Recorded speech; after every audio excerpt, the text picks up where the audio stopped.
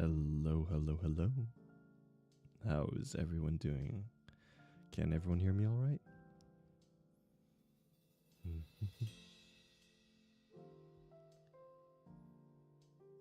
gonna wait a second to see if my audio is good. If someone could tell me, that would be wonderful.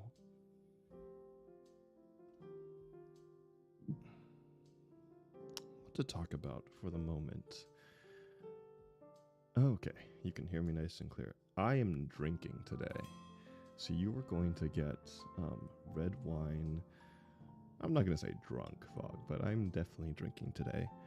And you guys are going to join me on this adventure. I'm also going to self-monitor, because that's important, so I don't go completely insane. You know what I mean?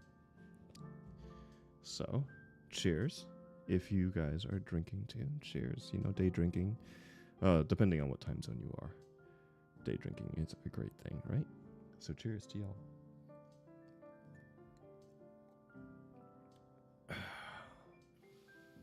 Spicy juice.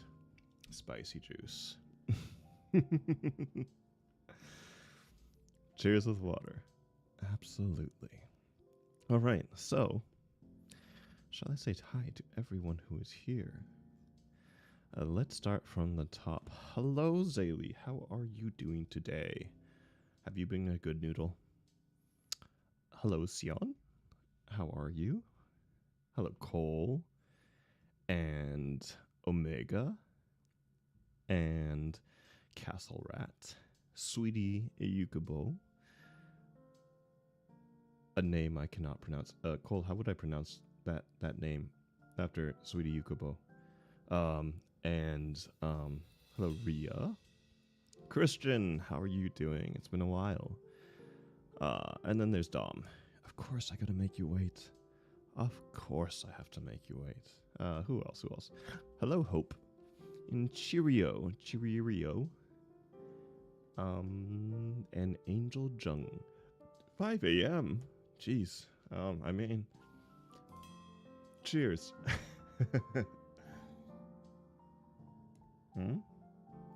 Vitya? Am I saying that right? Vitya. Is that better? I have been practicing. I know we haven't practiced much Russian accent lately. But, we got to do that again sometime soon. You're going to teach me more. All right, cool.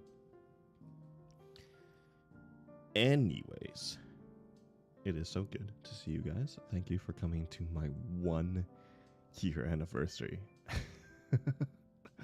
That is crazy. To think that I've been doing this for a year. And I'm just like super thankful for everything, everyone. Yeah, I totally prepared that, like I didn't botch that at all. I'm just thankful for being here. I'm thankful for y'all enjoying my content, enjoying my rambles, enjoying my Discord.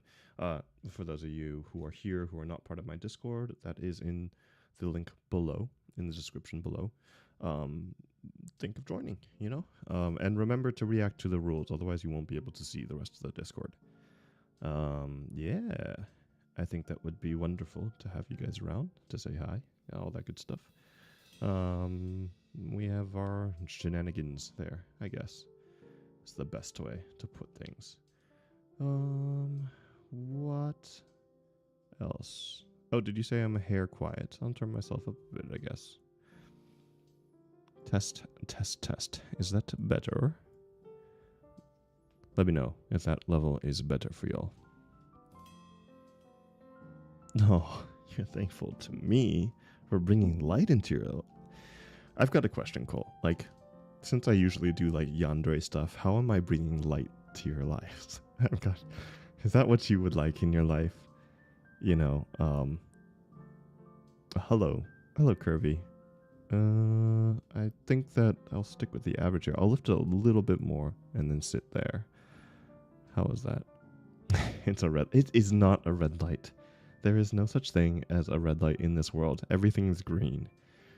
Especially when Cheerio's driving, because, Cheerio and her road rage, if anyone stops in front of her, it is over. A little bit more up. A smidge. think this is where I'm going to be sitting. How does that sound?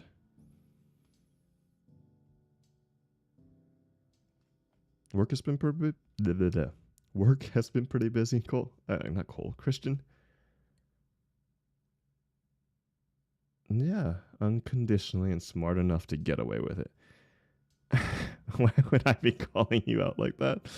Because it's true. Everybody knows. Oh, for those of you who are not part of the server, if you are here, that Cheerio is our admin that has a bit of a road rage issue, which is really funny to hear because you have like this tiny like high pitched voice go, "You get out of the way!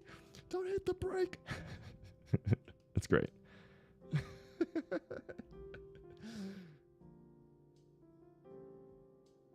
For me, it's your ability to bring deep motivation in your voice during your script readings. They transport me to exciting scenarios and escape boring life. Well, thank you, sweetie. Yeah, I really enjoy creating this content. I really enjoy transporting to these worlds and exploring these characters, some of which I would never like to meet in real life. Most of which I would never like to meet in real life. Because let's be real, I would be like that person on the side that got in the way, that got murdered without even knowing anything. You know? Is that how you sound? No comment. All right. Am I missing anything? Well, let's dive straight into it. I have 6 horror stories to go into today. I will name them my title as we go into them. I will also name the author. Whether or not these are real, I have no idea. It could be just, the makings of an author. I mean, every story is, right? So we're going to go straight into our first story, and I'm going to kill my first wine cup. So cheers. Please join me for our standing.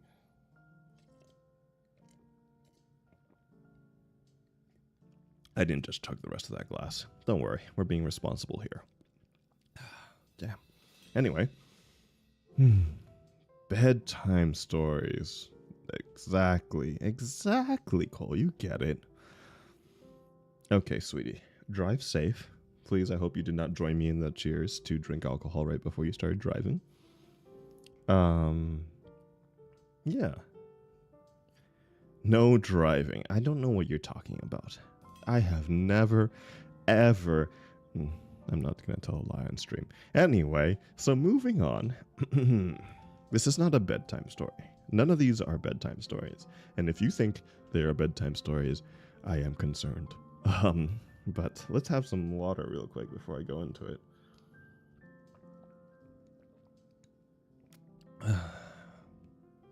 And let's head straight into our first story.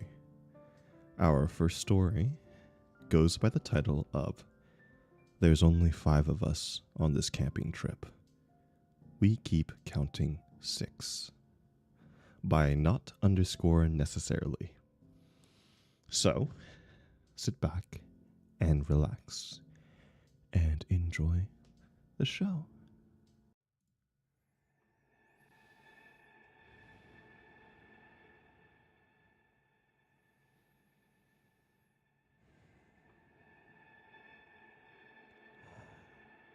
There were bright flashes of red in the sky. It's as if someone was waving around a flare, light from space. Faint, but noticeable. We all made UFO jokes and laughed as we nailed our tents into the ground. I knew for sure that there were 5 of us. We've all been friends since early middle school, and we're celebrating our high school graduation with this getaway camping trip. The flashes of red must have stopped randomly as we made conversation while fixing up our tents. Dave managed to put his tent together the fastest and told us he was going to find some branches for the fire. I remember how he had worked with me at the local gas station last year. We used to have the night shift together, and it made working at a desolate gas station much more fun than it was supposed to be. There was also Eric in the corner, still reading his tent manual, fidgeting with his signature round glasses. I wasn't as close with Eric as I was with the others, but I still remember sitting with him in math class and copying his homework one time. Ava was also there talking with Sally, my cousin. Both had decided to team up and work on one tent at a time. I also have clear memories of them hanging around our school in our usual places. In fact, I even knew Ava's younger brother, as he used to beg to go with us wherever we went. I bring all this up because I'm sure that there were 5 of us, including me, and that I knew everyone in the group. So, Dave had went to get some branches as we pulled out some foldable chairs and set them up around the fire pit. I remember feeling uneasy as the sun set and darkness began to consume the forest. The shadows of trees elongated around us as the minutes ticked by. Eric went to get a flashlight from his bag while we wondered what was taking Dave so long. He appeared soon after, the harsh rustling sounds of bushes signifying his return. We were all buried in our chairs at this point, covered by our jackets. The temperature had dropped quickly, and a slight breeze was beginning to pick up. "Jeez, you guys weren't even bothered to pull out a chair for me," Dave said as he arranged the branches in the pit. We had set up 5 chairs around the fire. I tried to rationalize the situation, but no matter how hard I focused, my head felt like it was underwater. I had perfect clarity up until that moment, but when I tried to focus on why 5 chairs were occupied when Dave hadn't sat down yet, my head seemed to just stop working, as if it were something was reaching in and pulling out my thoughts. Instinctually, I felt even more uneasy now, and I had placed why. The whole forest had gone dead silent. I looked around at the faces of the others and could tell that they felt the same. Eric was fidgeting with his fingers, trying to scan around the group and spot the extra person, but it was futile. I scanned every face, each etched in worry and frowning in frustration except for... "It's all right. I'll get the chair myself," Dave said, breaking the silence in a somewhat alleviating manner. I got up and offered to help him. He looked into my eyes and nodded knowingly. We headed away from the fire pit towards the tents, but I kept my eyes glued on our group.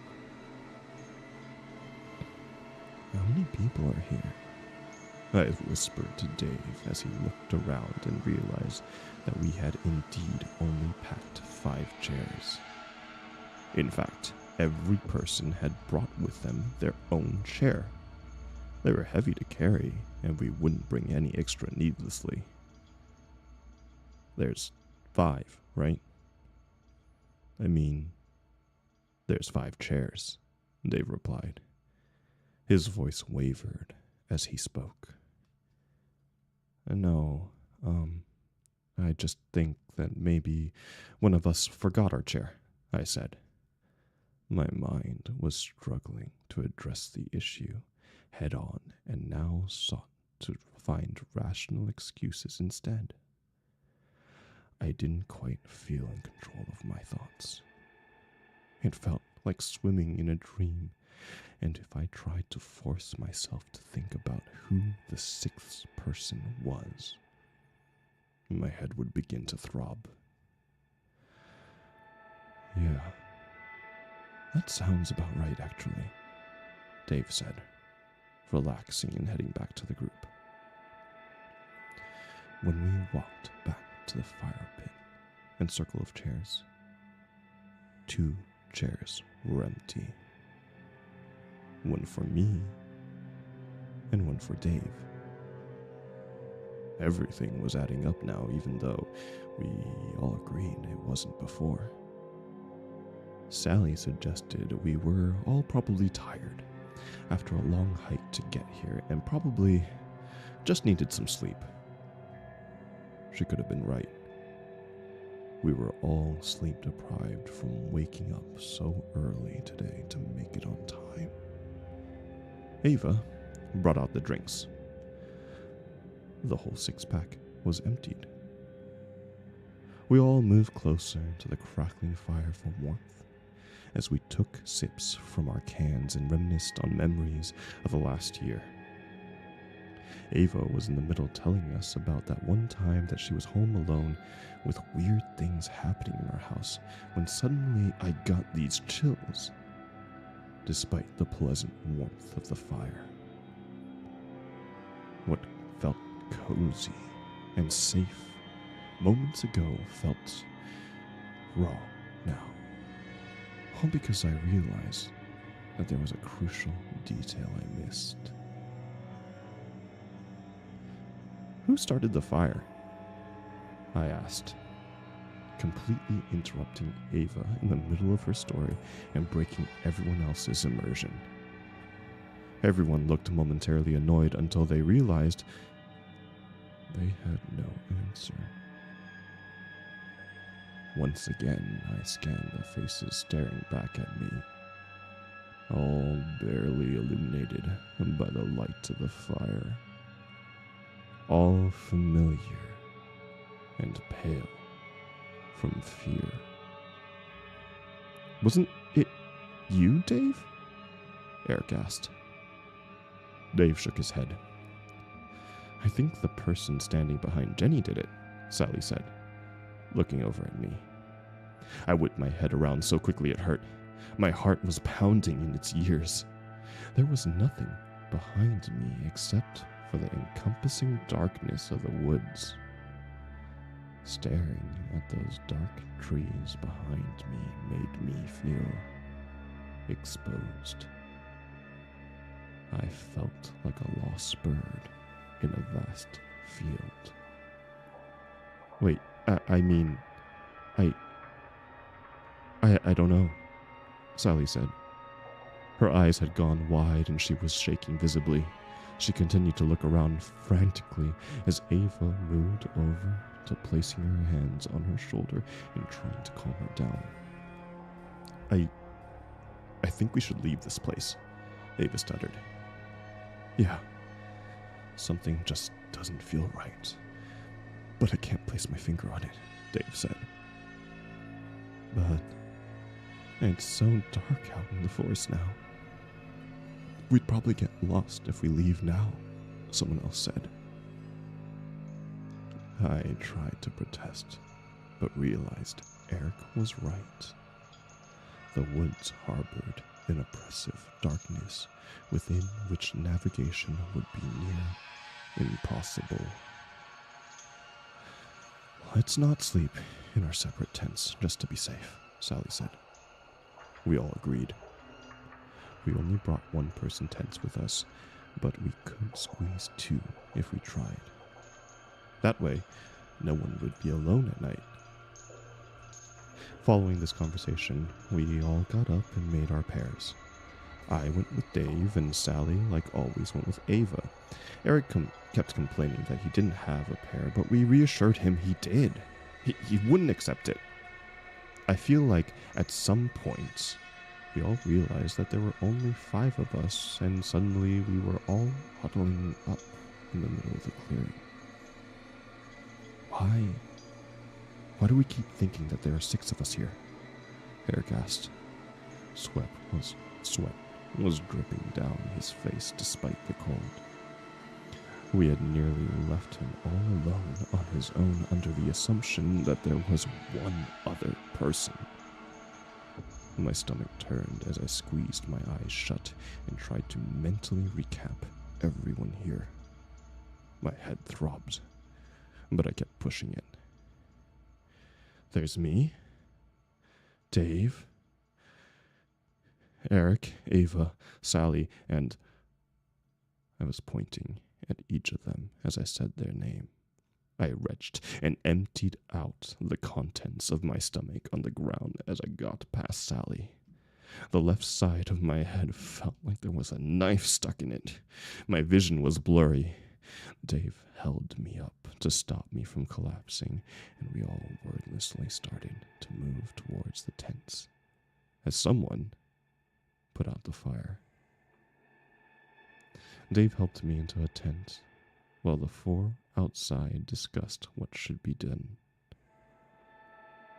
I could only focus on snippets of the conversation, as the excruciating pain beating against my skull came and went in waves.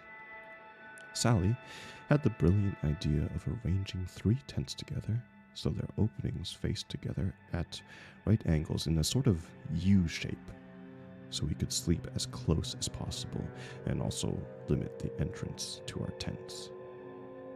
Dave was about to go out to help as they worked outside, but I clutched his hand and asked him to stay with me. The tents took some time to arrange. I started to feel a bit better once everyone got settled into their tents. A quick head count confirmed that there were 5 of us.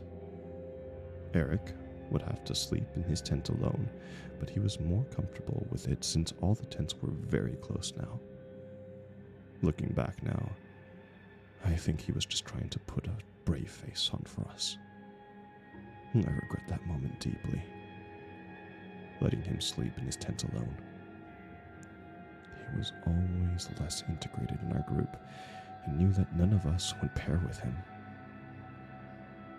Just before going to bed, we all agreed to leave as soon as the sun rose in the morning.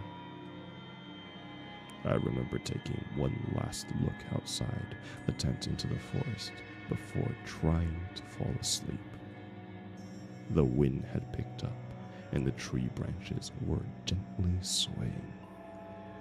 Beyond our clearing was just pure darkness. It felt like the trees were closing in on me, with the faint moonlight illuminating our clearing. I turned my head to look over at the 2 tents we had left out, and saw someone standing next to them. Despite the circumstances, sleep came quickly and easily. Ava's shrill scream woke me up in the middle of the night. Dave and I ripped our tent door open to find Sally and Ava looking into Eric's tent. We pushed them aside. Eric's sleeping bag was rolled up. He was still inside it, his head in the center, face contorted in utter agony, the rest of his body rolled around it, with the blue fabric now dripping with dark blood. Dave zipped up the door of the tent. Ava was in shock. Her eyes had become glassy and unfocused. Sally was shaking repeatedly, tears streaming down her face. Dave picked up his torch and yelled at us to get up and run. We left the campsite behind and entered the trail we had come from. 5 of us huddled together. Dave was leading in the front as he cast his weak flashlight over the path so we could see it. All we had to help us get through this 2-hour trail was a small white circle of light. Even the moon failed to illuminate our surroundings in the dense foliage. Ava tripped and fell, twisting her ankle. We came to a stop. Someone said that they knew how to tie a splint so we could keep going. They dragged her into the woods instead, It happened too quickly for any of us to process. Sally was about to run after Ava, when Dave held her back. She struggled and managed to free herself, running into the woods to follow the echoes of Ava's screams. I was about to run after her, but Dave held me by the shoulders and shook me hard. "We need to get out of here, Jenny. Please," he said. I hesitated, but jolted into motion again when Sally's voice was cut off abruptly. She had been calling out Ava's name as she ran after her. Dave and I continued to run down the trail, trying to get to our cars so we could get out of there. There was nothing we could do.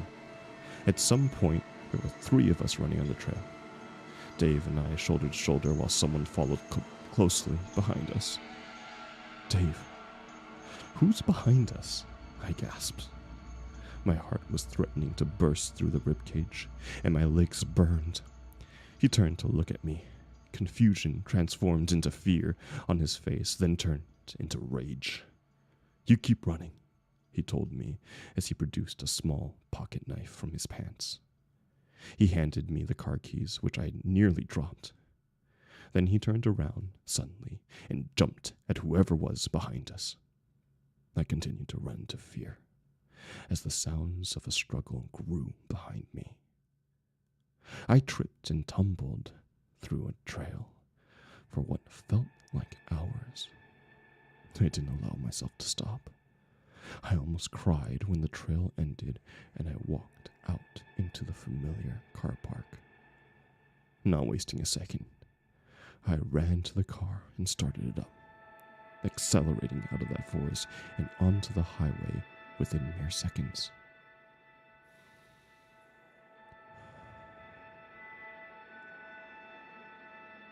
I'm typing this post out at a rest stop.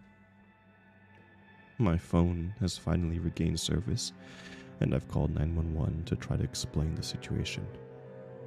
I don't think they believe my version of the events, but they sent a car my way regardless. As I wait, the sun is finally starting to rise. After I hit the post button on this, I'm going to check on why the person in my back seat has been so silent this whole time.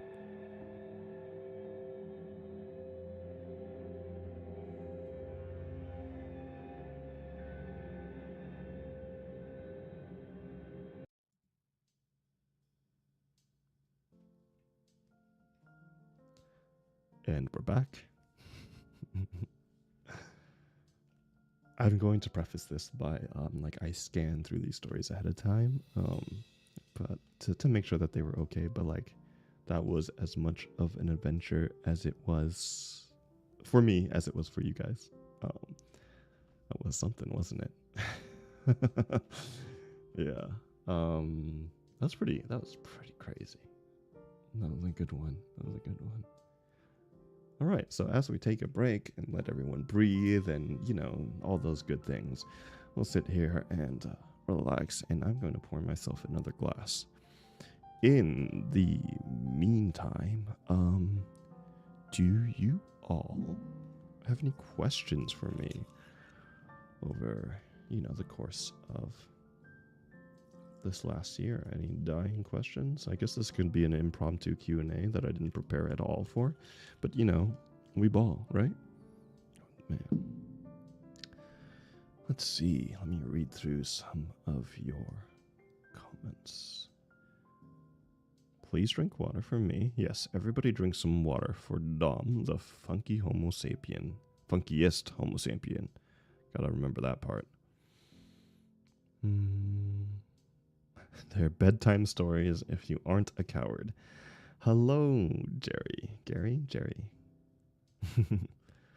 Yes, the ambiance. So, some funny fact about the music in this entire stream.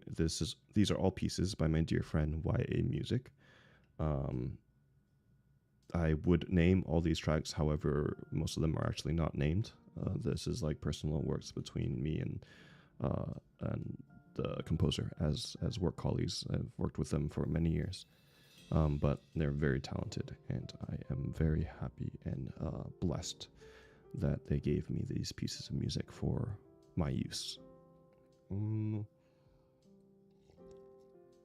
Oh yes, cheers. Cheers for anybody who's drinking. Cheers. Scrolling. Let's see. Hello, Jennifer Senenko. How are you doing?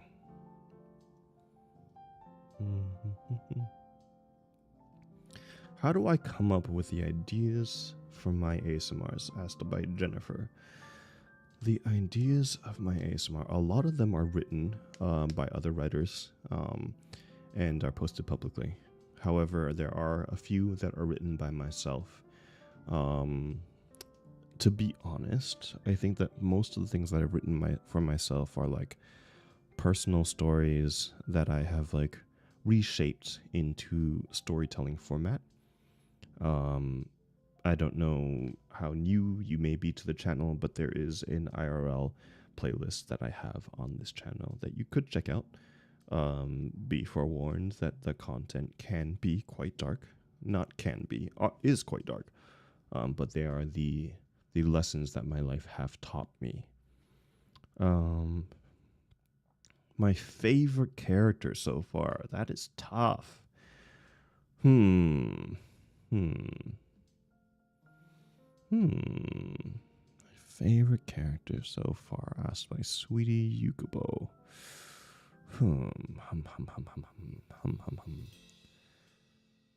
Let me think.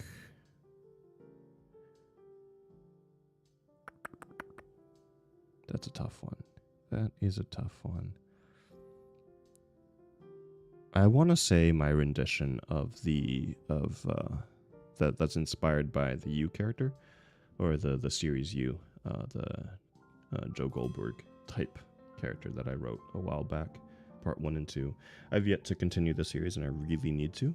I just haven't gotten back to it, but I really enjoyed that inner monologue type character, and for the same reason, I really like that serial killer and deaf listener series that I've been working on recently, because I think like going inside the head of these characters and really diving deep into their thought processes is scary, because it humanizes some pretty like psychotic people, but it's also very interesting, and I really enjoy that. Let's see. Hope says, any questions? Within reason. And I'll let you decide where that boundary of reason might be. So I'll leave that there. Important question. Gen Z ASMR Yandere when? The problem with that is I need to learn a lot of Gen Z lingo in order to do that. Also, I think I will annoy myself making that ASMR. Just saying. Let's see. And realistically, somebody else is going to have to read that or write that for me, because I probably will not be able to write that. Do I have any yanderes on Patreon? By Curvylicious. Yanderes on Patreon. Do I?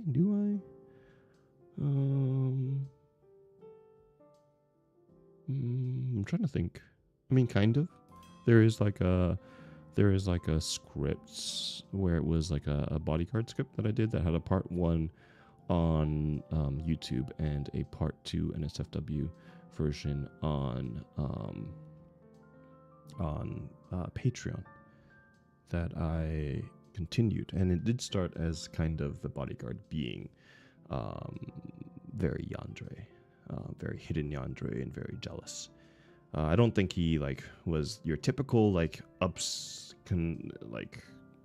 over the top obsessed like murdery yandere, but he was definitely like possessive, obsessive, that type. So that exists, and that is also written by Ria, interestingly enough. Let's see. Moving on.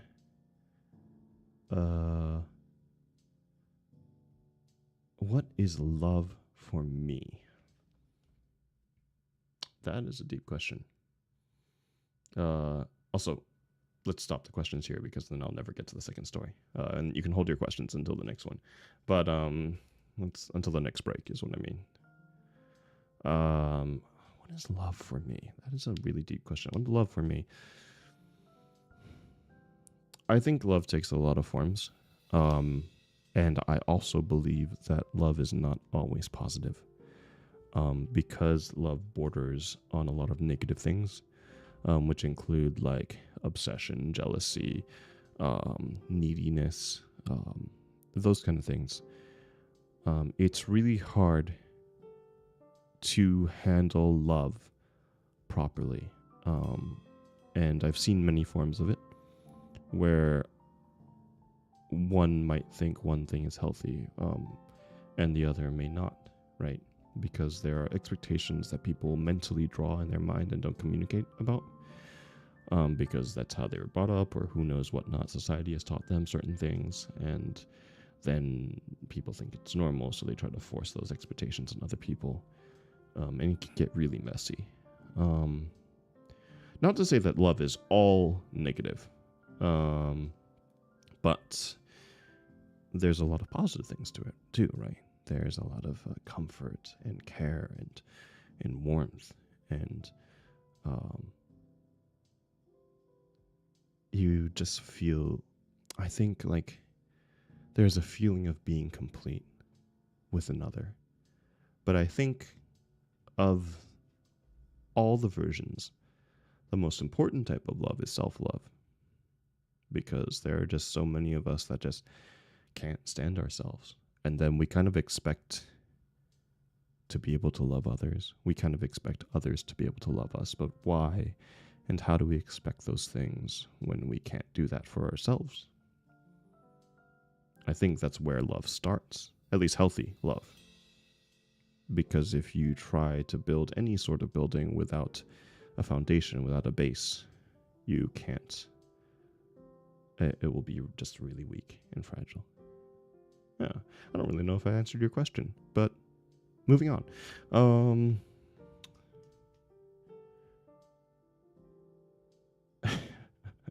I guess Zaylee is answering. Oh no, I'm not reading that, Zaylee. I'm not doing some Gen Z.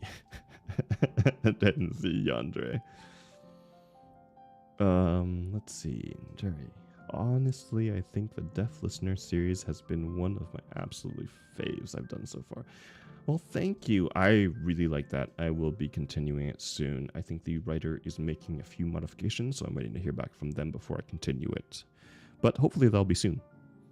How Old Am I by Ami L. I've actually been pretty publicly knowledge about this. I am in my 30s.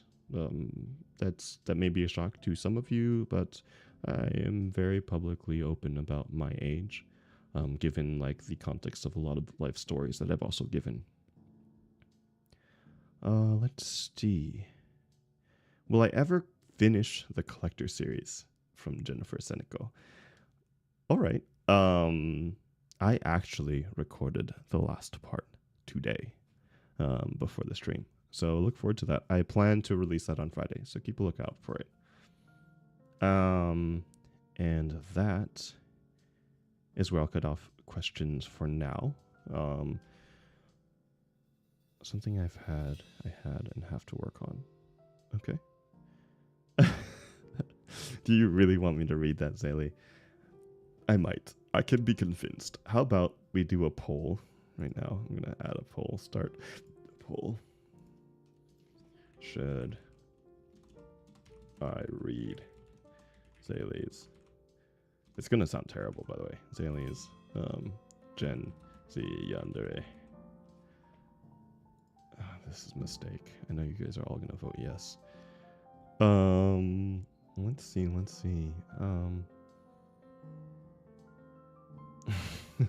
Thank you, Cass. Definitely not a threat. I don't believe you at all. Okay, what I'm going to do is I'm going to break really quick. And everybody go get some water, use the restroom, yada, yada, yada. And I will be right back.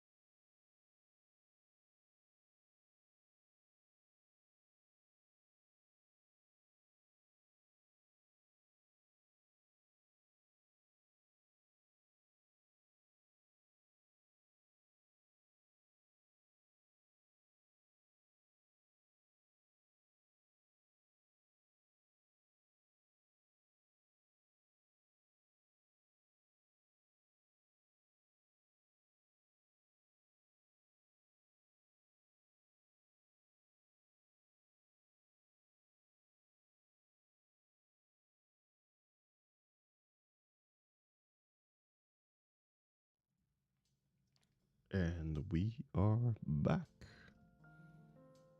How are y'all doing? Did you guys burn the house down while I was away? How is this poll doing? Well, it's pretty neck and neck. That's pretty crazy. Pretty crazy. Let's see.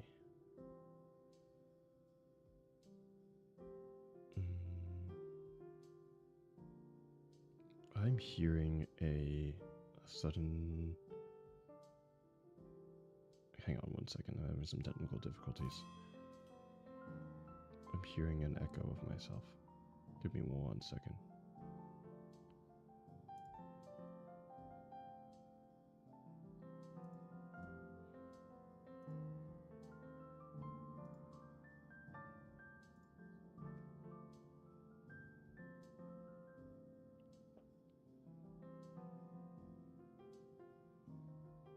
I'm wondering if it's done. I have a feeling that it's not.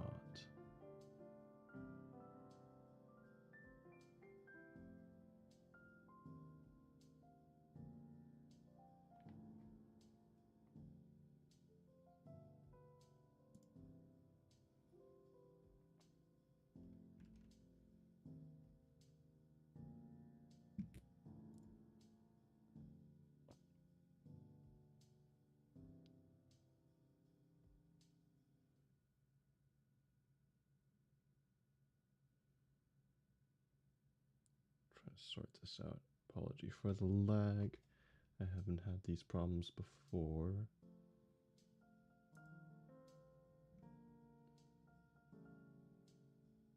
And that's always great.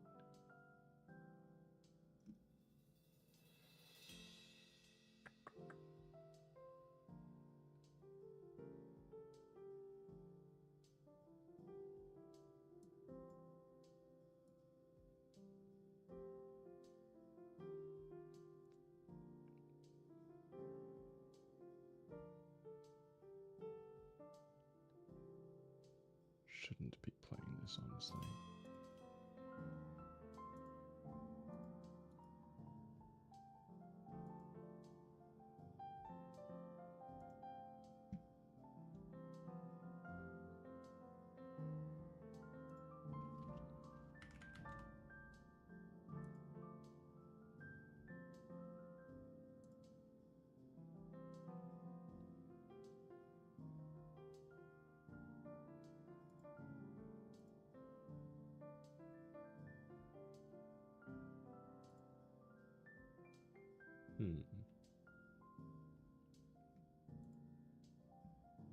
This is gonna drive me insane.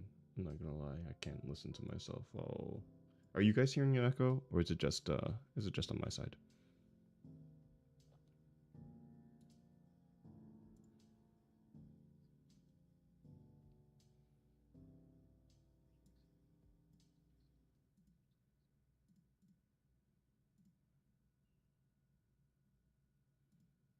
No echo for you guys. Okay. Well, I'm gonna start Googling this. Apologies for the lag again.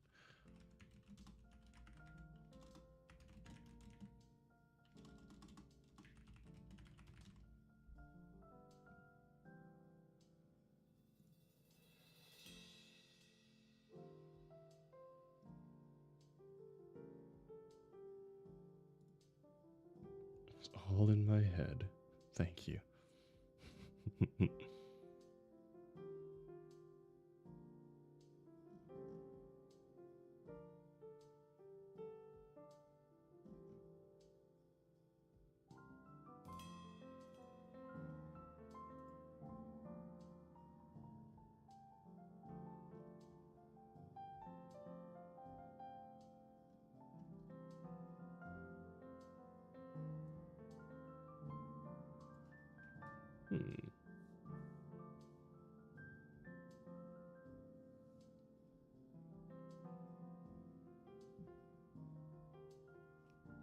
Yeah, okay.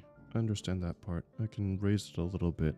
The problem is, I'm hearing too much right now.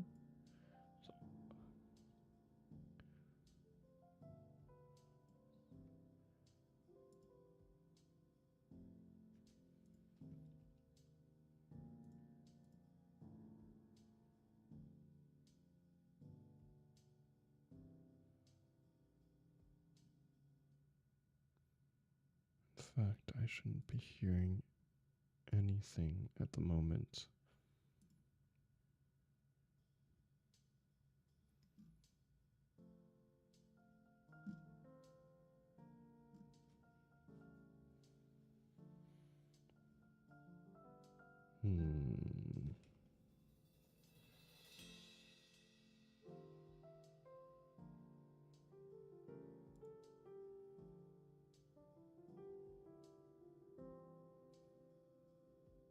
Could be apologies for this again. Trying to figure this out as fast as possible.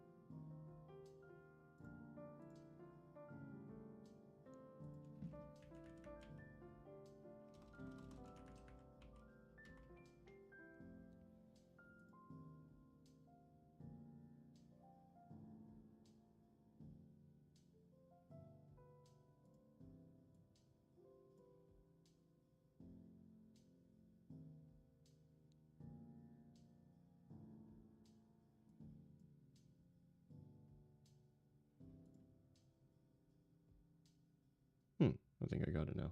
That was very odd. Is this how it works now? Have I got it to finally stop screaming at me? I think so. I think I got it. Sweet. There was a problem internally. And let me catch up with you all very quickly. Give me 1 second to turn that music back on. Okay, let's see. Where did I last catch up? Where are we with this poll? Oh, apparently the yes is winning. So should I really do this Gen Z yandere? That was it. How do I even say it? How do I even speak like a Gen Z person? I'm just finally reading it. Heavens, Ailey. All right. I'm going to take a sip before that. Cheers. You're finally awake. I'm sorry. I couldn't help but sim for you. I mean, you're bussin', baby girl. You've declined my rizzes, so I had to lock you up. We finna be together. Anyway. That's the end of that. I'm gonna end that poll. All good in the neighborhood. I need more liquor. Thank you very much. All right. Continuing down from there. Why will Cheerios set fire to the rain? What did I miss?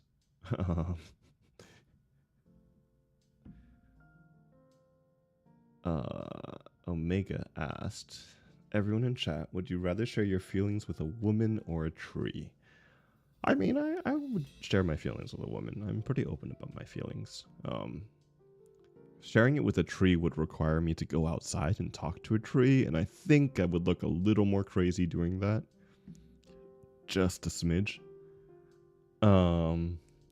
Yeah, I think so. I think I'll share my feelings with another human, you know? Let's see.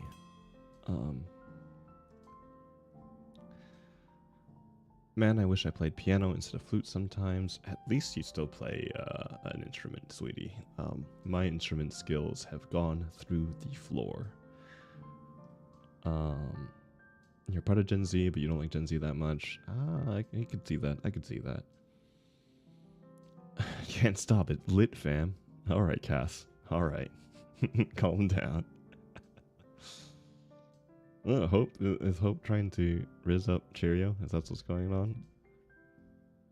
Alright, no echo, no echo. I might have monitor on. It wasn't a monitor problem. It was an extra... my program thought that there was an extra version of OBS running, which was very odd. My voice is low. Is my voice still low? It happens when I turn away from the mic to read chat. So I'll try to do that less. Hijacking chat question. Go to Starbucks. Order. Oh, go to Starbucks order. Matcha latte. That's me. I'm pretty simple about it. Pretty basic about it. But I love my matcha.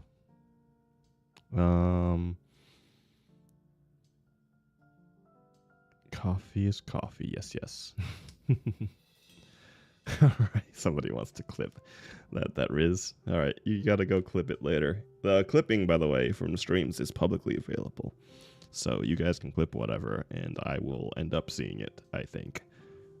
Don't exactly know how that works, but I will actually see it. Alright. Everything is good. Dom says, Percy cannot keep a bonsai alive, I think. Probably. I probably cannot keep a bonsai alive. I'd try sometime, but I also know that you have killed, like, what, 3 bonsais so far? So, no talking smack. Alright.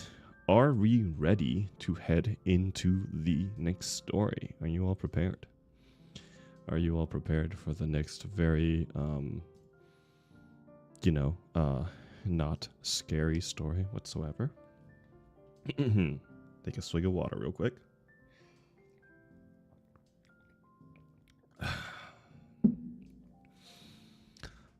The title of our second story of the day is My Wife Has Been Peeking at Me from Around Corners and Behind Furniture. It has gone from weird to terrifying. Written by Malaya Girl 1314.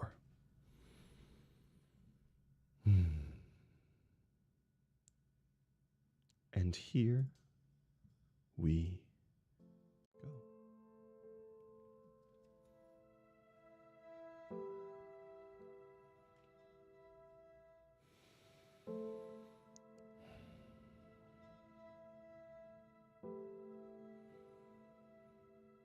My wife, Lynn, and I have been together for 6 years and married for 11 months. Our entire history together has been very normal, and never once have I noticed anything weird or any red flags. I can't stress enough how out of character this whole thing has been for her. Lynn is very kind, intelligent, and thoughtful. She's always been the no-nonsense type of person.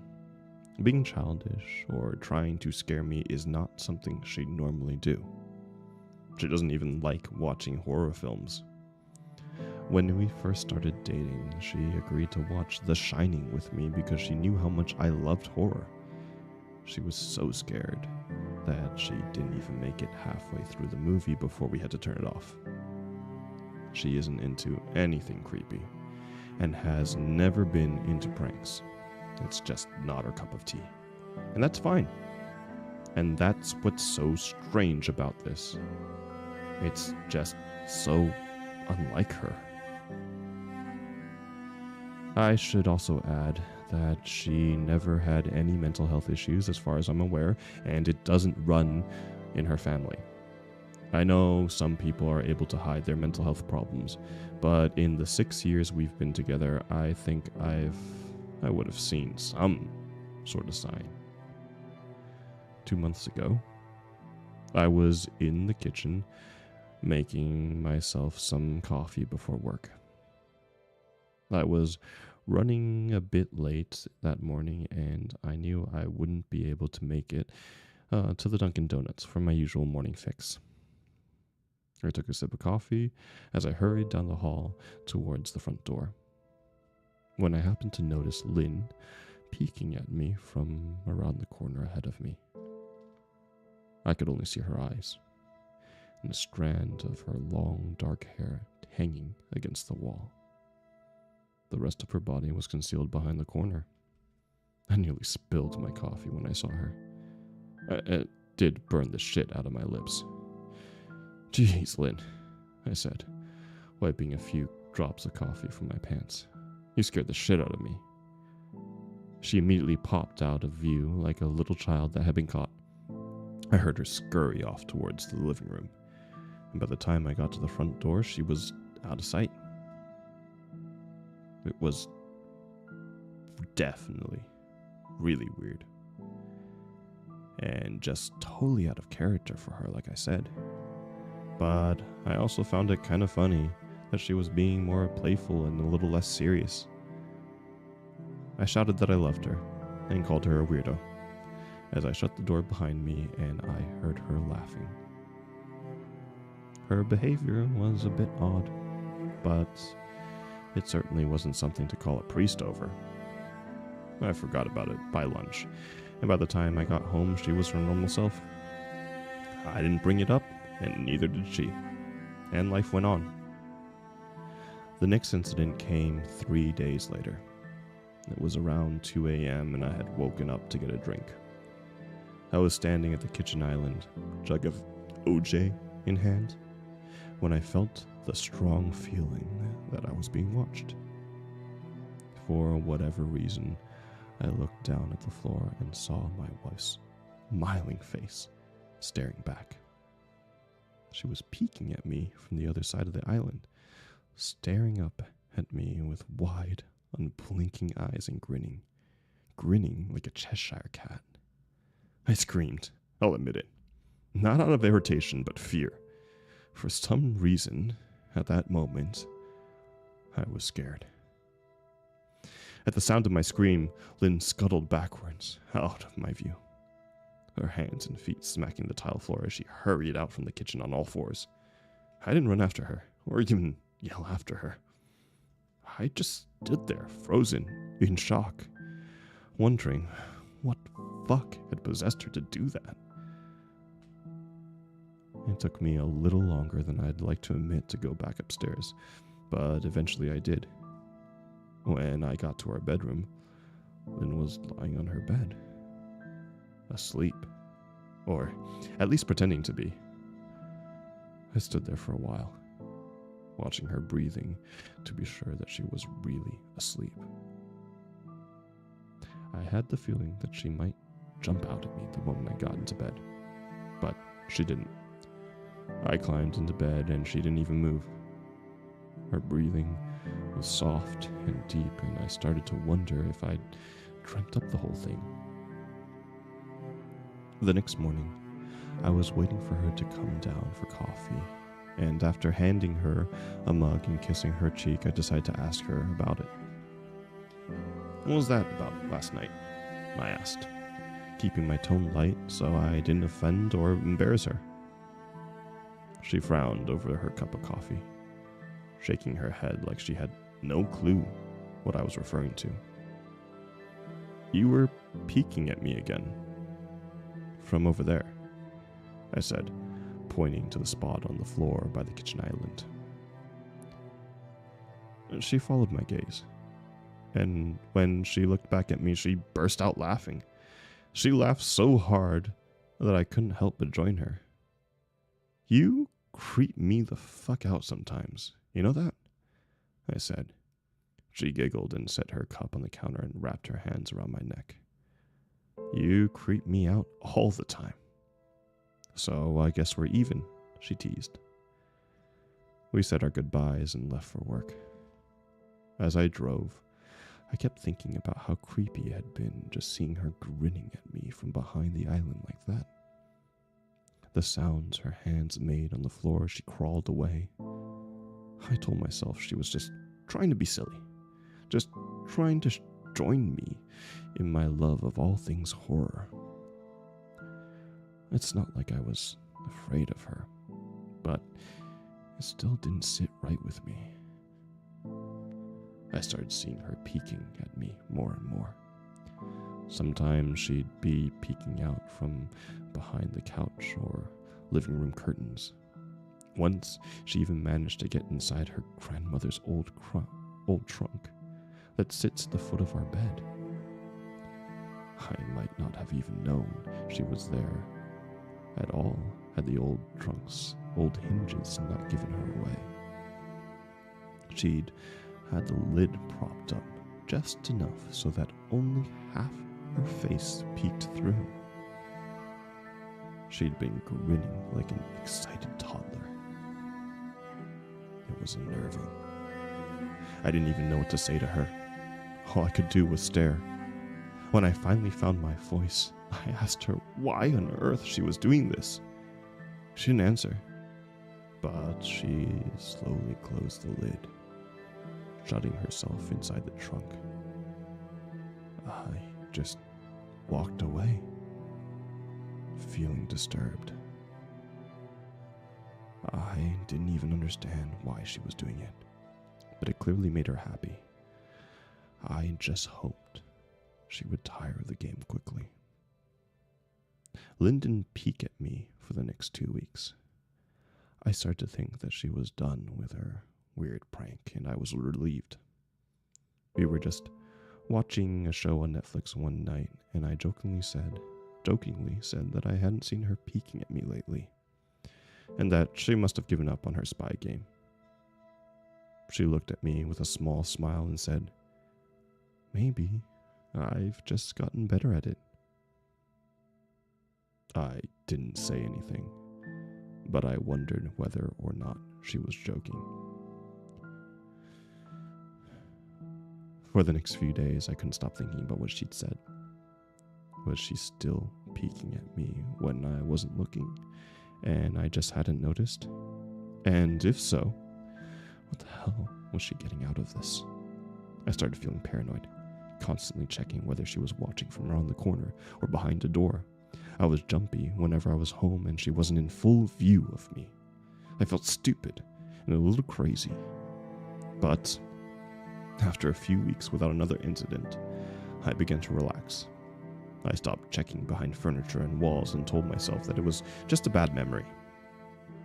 Then, a few days ago, things got so much worse. Lynn left to go to a friend's, and I lounged on the couch and played a couple games on my laptop. Around 9 p.m., I hopped in the shower, and as I was washing the soap from my hair, I felt that awful feeling that I had been feeling.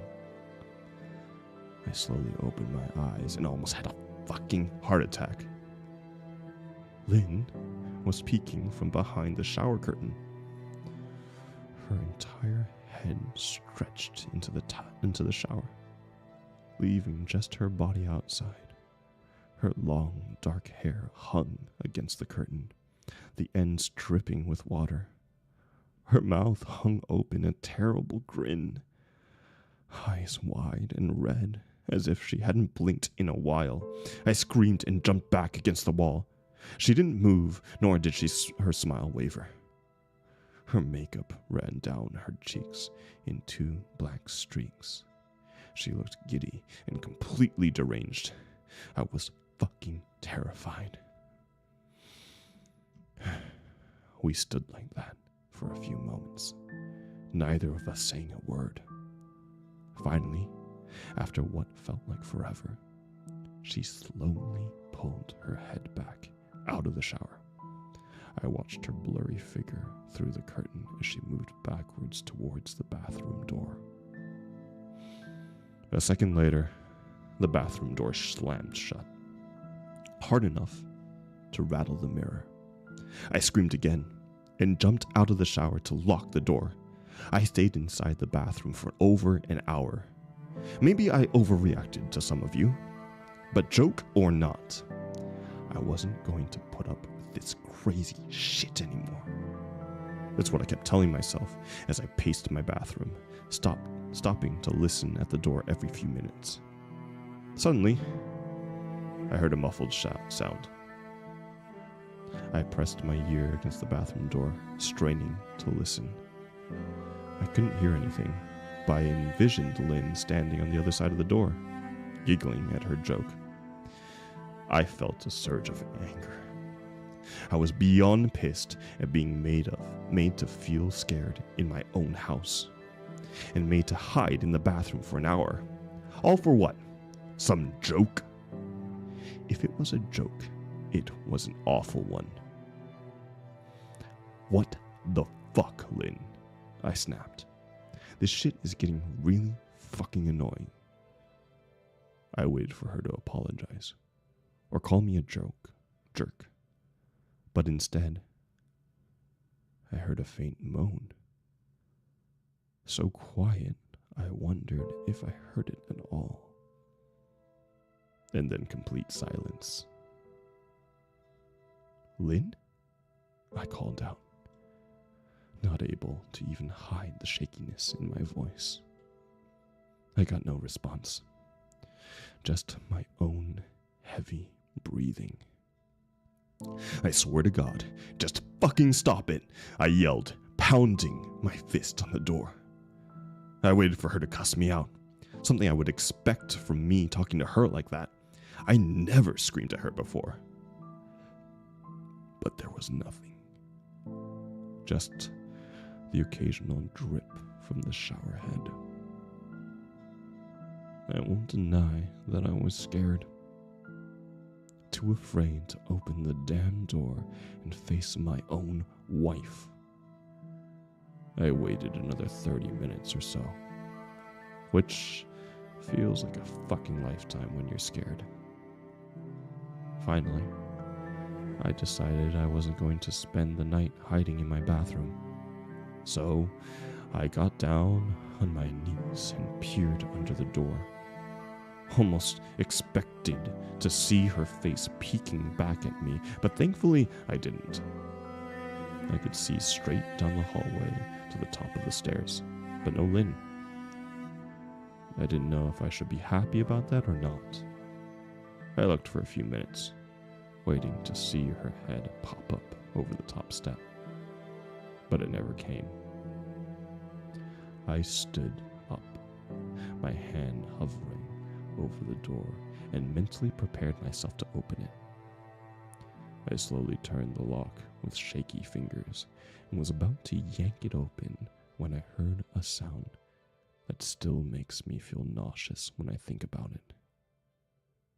A moan, louder than before, but this time I was able to tell just where it was coming from. I turned my head to the closet door as if in slow motion and locked eyes with my wife, who was peeking out at me from the slight gap. Her eyes were still wide as ever, and her mouth was hanging open in the most grotesque, gaping smile I had ever seen. I didn't even scream. I was too scared for even that. Her hands were clasped to her chest, body trembling with sheer delight, as if she could barely contain her excitement. A short, raspy moan bubbled up from her throat, deep and raw, sending a shiver through my entire body. Somehow, I found the ability to pull the bathroom door open and ran as fast as I could all the way down the steps, stacking my keys and phone from the table in the living room before running outside to my car. I could still hear her shrill laughter behind me, but I didn't hear her getting closer. I didn't bother shutting the front door. I drove away from the house faster than I legally should have, shivering the entire time, either from fear or the cold, or maybe a little of both. I hadn't grabbed a coat or even a pair of shoes. I was still in my boxers and my hair was still damp.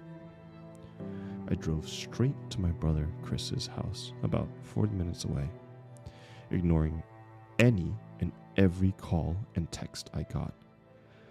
I didn't check my phone until I was safely parked in my brother's driveway. Lynn had called 4 times and sent a flurry of texts, all wondering where I'd gone and why I left like that. I threw my phone at the dash in a rage, furious at her nonchalant attitude. My brother and his wife were surprised to see me, especially just dressed in a pair of boxers, but told me to stay as long as I needed. Chris lent me some clothes and asked me what happened. I told him Lynn and I had a fight, but didn't get into the details.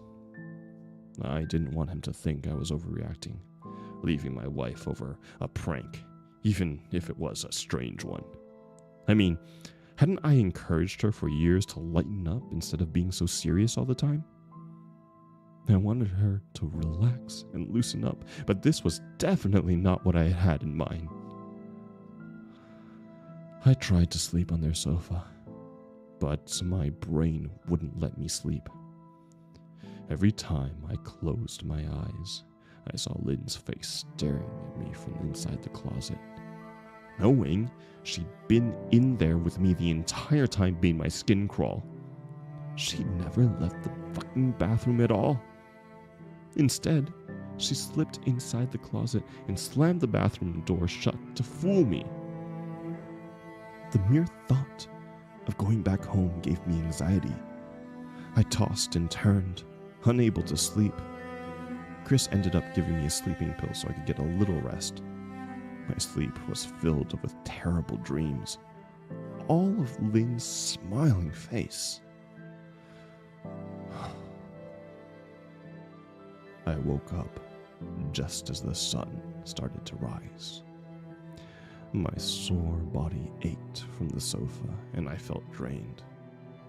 I knew I'd have to call Lynn at some point, but I didn't know what to say to her. I wouldn't be going home unless she gave me her word that she'd never do any more creepy shit. I just wanted my wife back. Her normal, serious self never looked so good to me.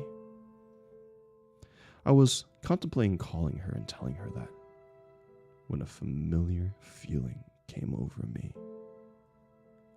I was being watched. I was staring at the ceiling, my heart in my throat. I didn't want to look away, but the longer I ignored it, the feeling got worse. My eyes drifted away from the ceiling almost on their own. Her face was pressed up against the window beside the couch, staring down at me with that same gaping smile. Drool dribbled down her lips, leaving 2 long streaks down the glass. I didn't know how long she'd been there, but something told me that she'd been there quite a while, possibly all night. I didn't bother screaming, though I was afraid anger trumped any fear I felt at the moment. I jumped up from the couch and pounded my palm against the glass. "Lynn, are you crazy? What the hell is wrong with you? Just go home," I shouted. "Now!" She didn't move, and her ghastly expression never changed. If anything, her smile only grew, as if she had never been more elated. I could hear Chris and his wife moving around upstairs. As if Lynn could hear them from her place outside, her head twitched slightly in their direction, and she began to close her mouth slowly. Chris called my name from upstairs, obviously concerned. I turned to see him and his wife, Rebecca, hurrying down the steps. When I turned back to the window, Lynn was gone. The only sign she'd been there all that time was the 2 streaks of drool still dripping down the glass. I tried explaining to Chris and Rebecca about waking up and seeing Lynn watching me through their window. They were skeptical. Who wouldn't be? Chris and I went outside to the spot in front of the window, and there were no footprints in the dirt, just a slight indent Animal, probably, Chris guessed, and I didn't argue. He and Rebecca assumed I'd dreamt the entire episode, but they didn't understand. And I was too tired to explain it to them. I called out of work that day and turned my cell off. I didn't want to face Lynn. Just talking to her was too much for me at the time. I really started to believe something was irreversibly wrong with her. That no matter what promises she made, we'd never be the same again. The thought saddened me to my core. I cried most of the morning. By noon, I figured I was ready to confront her, give her one last chance to explain herself. I could at least give her that after 6 years, I told myself. I turned on my phone and saw the dozens of texts she'd sent, all seemingly from a concerned wife. Can we talk? I love you. Please, call me. I'm really worried. Can you answer? Just come home. And more of the same. All texts telling me that she loved me and she wanted me home. How worried she was. Not a damn one addressing the crazy shit she pulled. Like she hadn't been acting like a character from a Stephen King book. Even her texts were different. She normally texted novels just to tell me to pick up a loaf of bread. You'd think she'd have more to say to me after her bizarre shenanigans.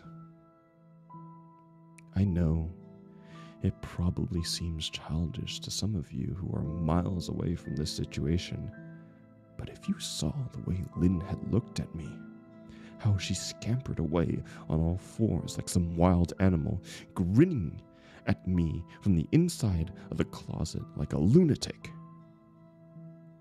then I think you'd find my reaction was warranted. I ended up staying with Chris and Rebecca for another night. I didn't wake up yesterday until afternoon, and thankfully, I didn't see Lynn's face watching me through the window. I don't want to pry, because it's not my place. But is this fight something that can be mended? Rebecca asked. She'd made us both a sandwich for lunch, and I knew she wanted to breach the subject without seeming too nosy. I don't know. She's like a different person, I said, choosing my words carefully. I still wasn't ready for her or Chris to know the full extent of the batshit craziness I had been dealing with. People change, Ben, but she's still the same woman you married. Maybe you both need to talk through your issues. Whatever's going on, I'm sure can be fixed, she said, ever the peacemaker. I think it's beyond that now. I don't think talking would help. I just don't trust her, I said. The words stung my heart. I missed and loved my wife, but how could I live with someone like that? Living in constant fear didn't sound too appealing. Lynn loves you. She has to be absolutely crushed, she said. I don't know about that, I said. Well, she certainly seemed like it to me. I've never seen her so upset. Very unlike the Lynn I know, Rebecca said, shaking her head sadly. It took me a full minute for her words to really sink in, and when they did, I felt dread worming its way through my skin. Wait. What do you mean? You saw her? You saw Lynn? I asked, my mouth suddenly dry. Rebecca nodded casually as if the fact wasn't nightmare fuel. Maybe for her it wasn't. She stopped by this morning just after Chris left for work, she said, cleaning the plates from the table. I didn't see her car, though. Maybe she took an Uber or something. Beck, what did she say? Did she come inside? I asked, sweat starting to break out on my forehead. I began looking around, examining corners as though a predator lurked behind them. No. She just asked if you were awake yet, and I said you weren't. I asked if she wanted me to wake you, but she said no. Just said to let you sleep, she said as she washed the dishes. That's all. She didn't say anything else, I asked. No. She looked awful, though. Like she hadn't slept in days. I think you should call her. I got up from the table and thanked Rebecca for lunch. I felt a little better at the knowledge that at least she hadn't come inside. Still, I needed to double check that the doors were locked. I sat for a while trying to figure out what to do next. I didn't want to go home, but I felt that I owed it to Lynn to help her if I could. Hadn't I swore an oath to love and honor her through sickness and in health? Clearly, she was very sick. If she was sick, which I truly believe that she was, I had to try and get her the help she needed. But I didn't even know where to start. I didn't want to call the police, and besides, what the hell was I going to do? Was going to tell them? That my wife was peeking at me? That she was being creepy? As bizarre as she'd been, she hadn't committed any crime. Not yet, anyway. The police would have probably said that I was overreacting. But this wasn't some prank. It felt wrong. Dangerous even. Like something sinister lurked beneath her smile. I knew as her husband I was well within my rights to have her committed. But what if she simply acted normal in their presence? She'd obviously been able to fool Rebecca into thinking that she was just a concerned wife. As long as the doctors didn't find her a danger to herself and others, they'd have no choice but to release her after 72 hours. I felt lost and overwhelmed. So, I did what any husband in my position would do. I called my mother. I called her mother. I didn't want to. Believe me. Her mother, Marianne, and I were never on the best of terms. We'd never fought or anything like that. She just wasn't a very warm person and wasn't really easy to get along with. She hardly ever smiled, and when she did, only her lips would move into a thin-lipped smile, leaving her eyes as blank as before. She gave off this aura that felt like she was permanently on the offensive. I'd only met her twice, and both times were for such short visits. I got the impression she didn't approve of me for her daughter. Lynn always ushered us out so quickly, and she didn't want me to feel uncomfortable, which I was grateful for. Being in her mother's company felt almost unbearable, like walking on glass. I was glad when we moved 3 states away so we didn't have to see her often. I was happy to avoid the woman, but I needed her help. I really didn't want to talk to her at all, but I had to talk to someone, and someone who knew Lynn better than I did. So I grit my teeth and did what I had to do. Yes, she answered, already sounding irritated. Marianne, it's me, Ben. Do you have a moment to talk? I asked. I could hear her cluck her tongue in irritation. I'm in the middle of writing some checks, but if you insist, I suppose I can spare a moment. What is it that you want to discuss, Benjamin? She said. coolly. It's about Lynn. She's been acting strangely, and I was wondering if you had any idea whether there was something. I was quickly interrupted. It's a bit difficult to follow your rambling, Benjamin. What is it that you want from me? She asked. I could almost see her standing there in her thin sweater and slacks, tapping her fingernails impatiently on the table. I wanted to know if you'd ever noticed any odd behavior, or possibly any mental health issues. I asked. There was a long, uncomfortable pause. I couldn't tell if it was because she was just thinking or something else. Finally, after a few seconds, she spoke. I'm not sure if this is one of your jokes, Benjamin, but if so, I don't find the humor in it. Now, I do have business to attend to, as I've said, so if you don't mind, she said, but I cut her off before she could get rid of me. Marianne, it's not a joke. I'm sincerely concerned about Lynn's mental health. Her behavior has been very erratic lately. I'm very worried about her, and I figured, as her mother, you would be as well, I said, my frustration evident in my voice. If you're truly concerned, then I suggest you get health professionals involved. I don't know what you expect of me, she snapped. I could tell that she was seconds away from hanging up, and for some reason, I was desperate not to let her. I had the feeling that she knew a lot more than she was letting on. Please, if not for me, do it for Lynn, I tried.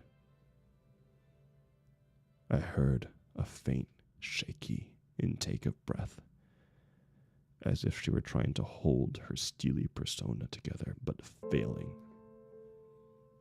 Marianne? What's wrong? I started. Benjamin. I don't know what to tell you. My only advice would be to seek professional help. Do not call here again. Goodbye. I tried to call out to her, but she'd hung up. I tried to wrap my head around the call and her refusal to help me. Even if she didn't like me, why wouldn't she want to help her own daughter? I couldn't understand that. I tried to replay the conversation, desperate to find something I missed. After a while, I almost gave up, until I remembered her last words to me. Seek professional help. She said those words with a bit of urgency. I could have been just grasping at straws, but no, I was sure. Her voice had changed ever so slightly when she'd said that, as if they were important. What had she meant? I assumed she'd been referring to medical professionals, but maybe she was referring to someone else. Someone that she didn't, for some reason, feel comfortable saying directly. Or maybe I was just desperate. I waited for Chris to come get home, and after a very long and exhausting conversation with him and Rebecca, I convinced them that Lynn truly needed psychiatric help. I didn't tell them everything. I wasn't prepared to go into it yet, but I told them about our last encounter, how she hidden in the bathroom, peeking at me from the closet. They were obviously shocked, but thankfully, they believed me. They too just wanted to help her. Whether they didn't think it was all that, still, they didn't think it was all that serious. Weird, maybe, but not dangerous. They just kept saying that Lynn had to be playing some kind of weird joke. Maybe for YouTube? Rebecca offered, but only half-heartedly. Chris didn't think we should involve the police just yet. He offered instead to go with me, and I readily accepted. He reasoned that calmly talking to her, trying to coax her to go willingly, was the best recourse. I agreed to do it his way. At least, I wouldn't be going into that house alone. We drove over this morning, just after breakfast. There was no way I was going at night. When we pulled into the driveway, my stomach began doing somersaults. Her car wasn't there, but I still didn't let my guard down. The front door was ajar, and for a split second, I thought we'd see her eyes staring through the gap. I was shaking and starting to sweat. Chris, however, was fine. He waited for me to open the door, his hands in his pockets like he was going on a fucking stroll through the park. I envied his ignorance. I pushed the door open and was immediately hit with a stench of rot. Chris smelled it too, and he walked in the house behind me with his nose scrunched up. What do you guys use to clean the floors around here? Shit? Chris mumbled. Shut up, I said, my eyes darting around for any signs of Lynn. The house was deadly quiet and dark, despite being 10 in the morning. All the curtains were closed up tight, refusing to allow any sunlight inside. If I hadn't left just 2 days prior, I would have thought this house was abandoned. We moved through each room, carefully checking any place that she might hide, occasionally calling her name. Why the fuck are you looking under the couch? Chris asked eventually. Aren't we looking for your wife? He was looking at me like I was a moron. Let's just go upstairs, I whispered. He shook his head, but followed me up the stairs to check the bathroom and the spare bedroom. On the way, my shoes crunched over pieces of glass that looked to be littered over a few of the steps. I noticed that one of Lynn and my wedding portraits that was hung on the wall along the staircase case had been smashed. The frame hung crookedly, all the glass removed. I stared up at the picture, a lump forming in my throat. We had taken this photo just after leaving the church, after saying our vows. She looked so beautiful in her white gown. I looked at Lynn's beautiful face. I never dreamed her face would ever be a source of terror for me. We climbed the rest of the stairs and checked the spare bedroom, but it looked completely untouched. I was hesitant to go into the bathroom, my fear from that night coming back to me all at once. Chris noticed and offered to go in by himself, but I couldn't let him do that. So, we walked in together, checking the closet and the shower. The bathroom looked as if it hadn't been touched since the night I left. I don't think she's here, Ben. Why don't we pack some of your clothes, and we'll try coming back tomorrow or something, Chris said. I nodded and went to our bedroom and shoved some clothes into a duffel bag. When I checked inside our closet, I came across the source of the smell and gagged. Chris took one look and lost all the color in his face. He had to go stand by the stairs to get away from the sight and smell.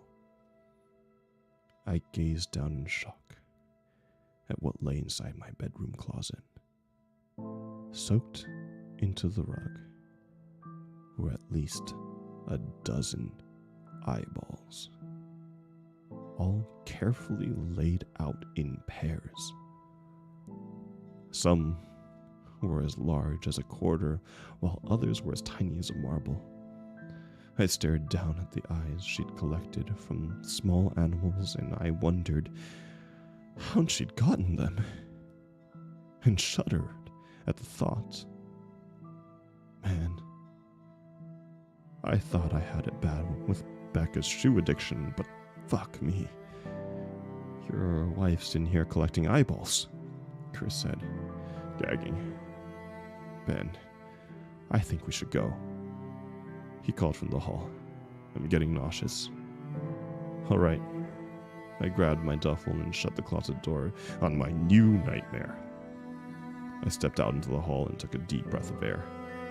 I could taste the rot on my tongue, and I couldn't help but gag. Who the fuck lines up eyeballs in their closet like that? Chris mumbled. I tried to tell you she needed help, I said. She doesn't need help, Ben. She needs a fucking exorcist, he said. You coming or what? I can't stand the smell any...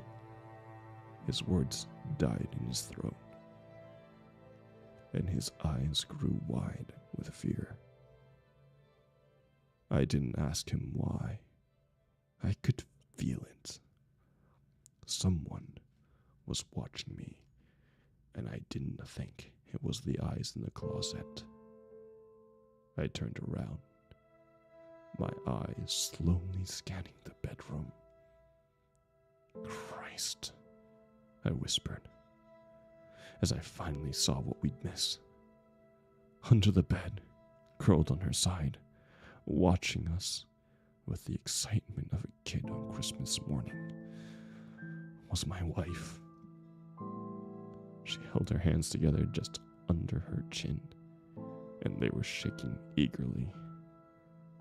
Now that she knew she'd been found, I could hear quiet noises she was making, a sort of hiccuping sound in her throat, as if the excitement was just too much for her. It was unnerving, to say the least. Wide eyes and that same huge smile. Everything in me told me to run, but I forced it away. This was my wife. No matter how twisted, she was still the woman I married, and I had to help her. Lynn, I said softly. She didn't respond, but her head bobbed back and forth in two quick little movements as if she were nodding. Maybe I just want to help, okay? Can you let me do that? I asked. I had taken a single step forward, approaching her like some sort of dangerous animal. I love you, Lynn, I said softly, taking another step forward. She let out a tiny moan, and it escaped out her open mouth, and I had to resist the urge to run. Her shoulders were starting to quiver, and her eyes grew large as saucers. I crouched down so I could see her better, and immediately saw blood. Her hands were covered in it. They trembled the closer I got, as if she was barely able to contain herself. Lynn? Are you hurt? You're bleeding, I said. She bobbed her head again, her bloody fingers moving up and down as if playing an invisible piano. They occasionally grazed her chin, leaving smears of blood on her skin. I wanted to recoil in disgust. The smell that was coming off of her was revolting. I could feel vomit trying to climb up my throat. Her lips were dry and stretched thin, blood seeping through the cracks. I knew she wouldn't come out on her own, but I didn't want to leave her in the state that she was in. I scooted closer and reached out to her. The excited, hiccuping noises got louder, and her hands shook, fingers flexing. It was then I could see the blood oozing from in between her fingers. Oh my God, Lynn, you're bleeding, I said, Instinctively, I reached out to take her hand, but before I could even touch her, her hand sprang out towards me. A sharp pain shot through my arm, and I fell back on my ass. My arm burned, and I could see blood dripping down into the carpet. I looked back at her in shock and saw her grinning madly, her fingers clutching a large shard of glass. "You all right in there?"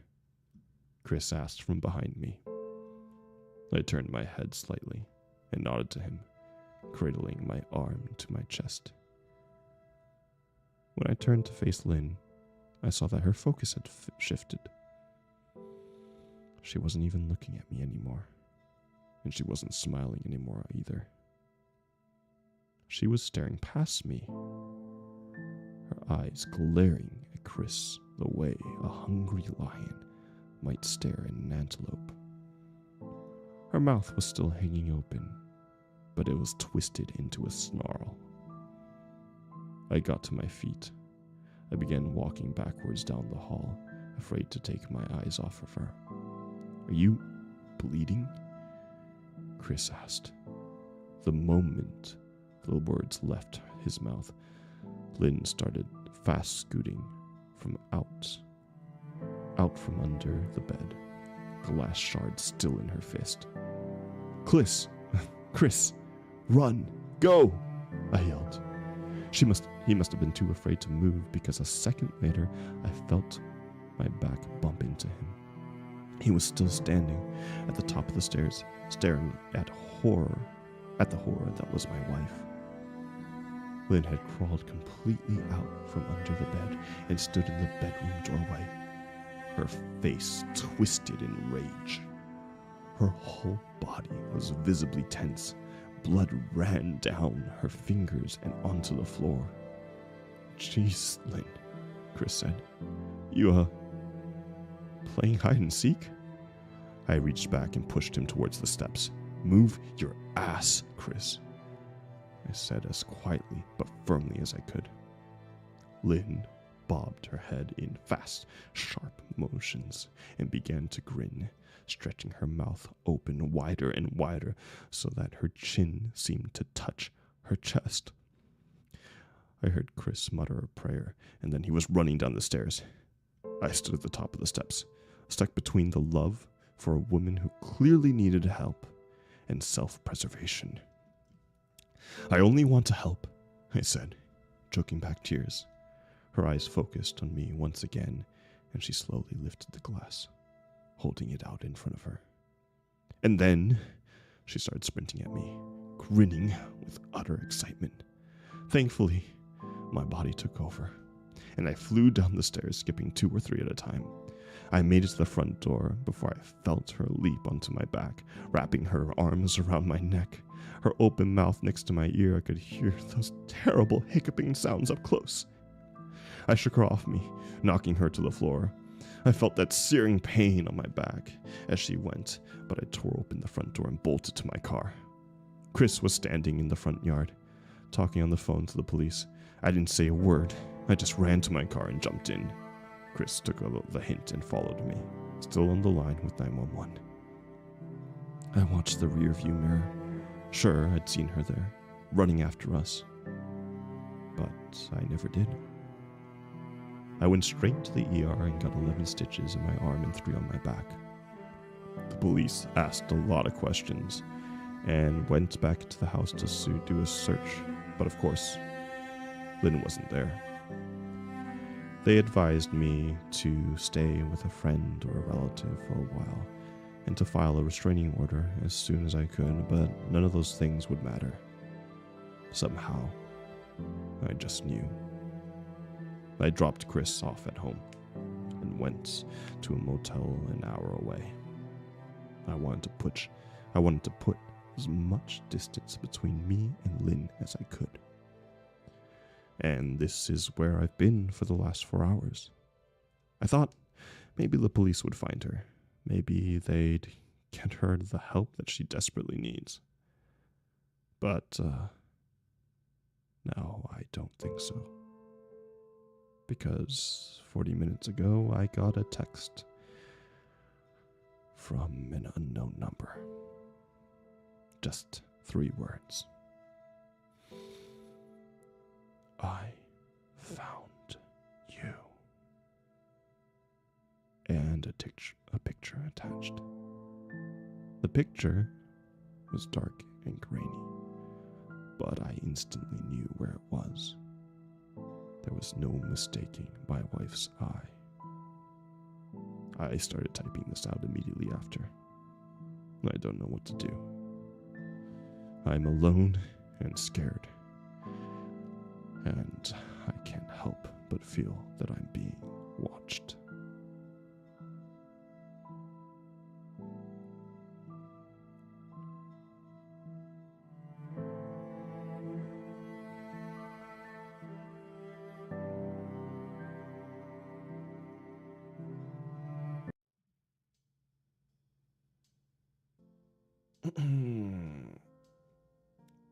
Oh man, that one was a doozy. Woo! Oh man.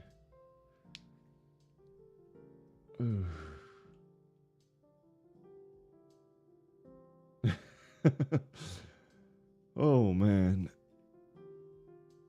I don't even really know how to comment. That was pretty crazy. That was yeah. Oh man, I need to stretch. That was also quite a long one. I did not expect that to run as long as it did. Golly. Oh. We should all, drink a lot of things. Mainly water, of course. Water sounds great right now. And how are you supposed to be able to sleep? Actually, I'm gonna take a moment, drink water, catch up with chat, all that good stuff.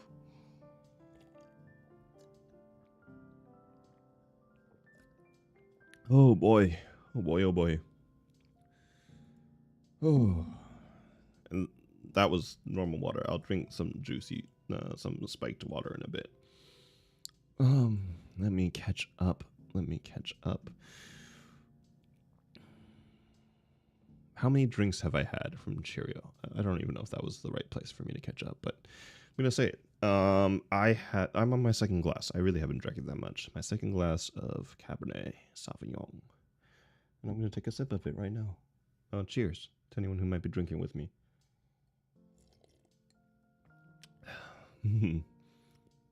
Hello, Remy, darling. How are you? Which is my darling audios. If you guys have the chance, I would highly suggest checking her work out. She is a new upcoming ASMR artist. She's also the author of my serial killer and deaf listener series, and I know how much y'all like that. So go ahead and check her stuff out. And then let's look at shuffles into a pillow fort in anticipation. I hope that pillow fort keeps you very safe, because I think that we all need some safety at whatever, whenever night hits us tonight at this point. Let's see. What number are we on, Chiro? That was actually only number 2, which is crazy. I think I will have to cut down on the number of stories I go through today, whatever time zone right now might be for you. Yeah, we're already at 2 hours, which is kind of crazy. 2 hours, 2 stories in 2 hours. That's kind of nuts. Moving on. Remy darling snuggles into her bed and fluffs off her blankets. And apparently she knows this story, which is great. Cole with the different pictures. Yes, I come prepared. Of course I come prepared. This one sounds so much more creepy than the last one. Yes, it was much, much more creepy. I will say that. Coco says hi. Hello, Coco. Welcome to the stream. Hopefully you are still here. Welcome in. I hope you enjoy horror stories and stuff like that. Over an hour, remember that. Oh, well, I think I You know, it didn't take me a whole hour, did it? Did it? I think it was a little under an hour, maybe like 5 minutes under an hour. Um, Hope says, this reminds me of Smile, the movie, and that was really scary. I have not seen that movie. I want to check it out now. Interesting. Thank you, Jennifer, for your comment on my read. Cool, that's how you get trauma. Yeah, true, true.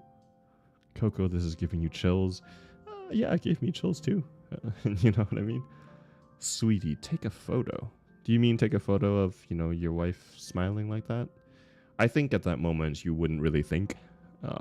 You would just scream and run. I would scream and run many times. Jerry said, the stranger, the eye, maybe the spiral. Lots of fear entities at work in this story. Absolutely. Cole thinks it's a skinwalker. Could be. Could be. Could be.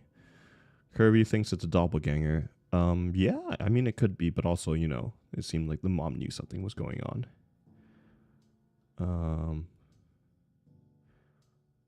What was it? Jennifer said, agree Hope is right here. Really sad. Oh, yeah, because Hope said this is really sad now. It is really sad overall, because he just loves her, and he just wants what's best. Let's see. The most scary part of the story. What was the most scary part of the story, Cole? Oh, I was talking to the mother-in-law. I see. She knows something. And now a lot of reacts to the scariness. Yes, it was quite a story. There's not enough nopes in the world for that story, says Cass. Yes, it's true. Cole, you're not supposed to sleep today. I don't believe you are. What the heck? Who's knocking on my door? All the nope. What the hell? I am not answering that. No, thank you. It's probably a solicitor, honestly. Middle of the day. But yeah, that just because I was reading that story, I'm not okay hearing a random knock at my front door. No, thank you. That is a negative ghostwriter. Honestly, they're probably like some innocent person that just wants to sell their magazine. But no, thank you. No, thank you. Not opening the door for anybody within the next, 2 months. Anyway, let's see. A bunch of oh no's. No, the hour comment was at that point in the story. Oh, okay, I get it. All right. I know she found me. No, thank you. Absolutely no, thank you. Okay, so I'm going to take a BRB real quick, and we've been trying to contact you about your car's extended warranty. All right, I'm going to take a quick BRB. Everybody use the restroom, get some hydration, and I think I will I'll figure out which story to get to next. But yeah, in the meantime, if you guys have more questions, go ahead and shoot them out. I will be right back.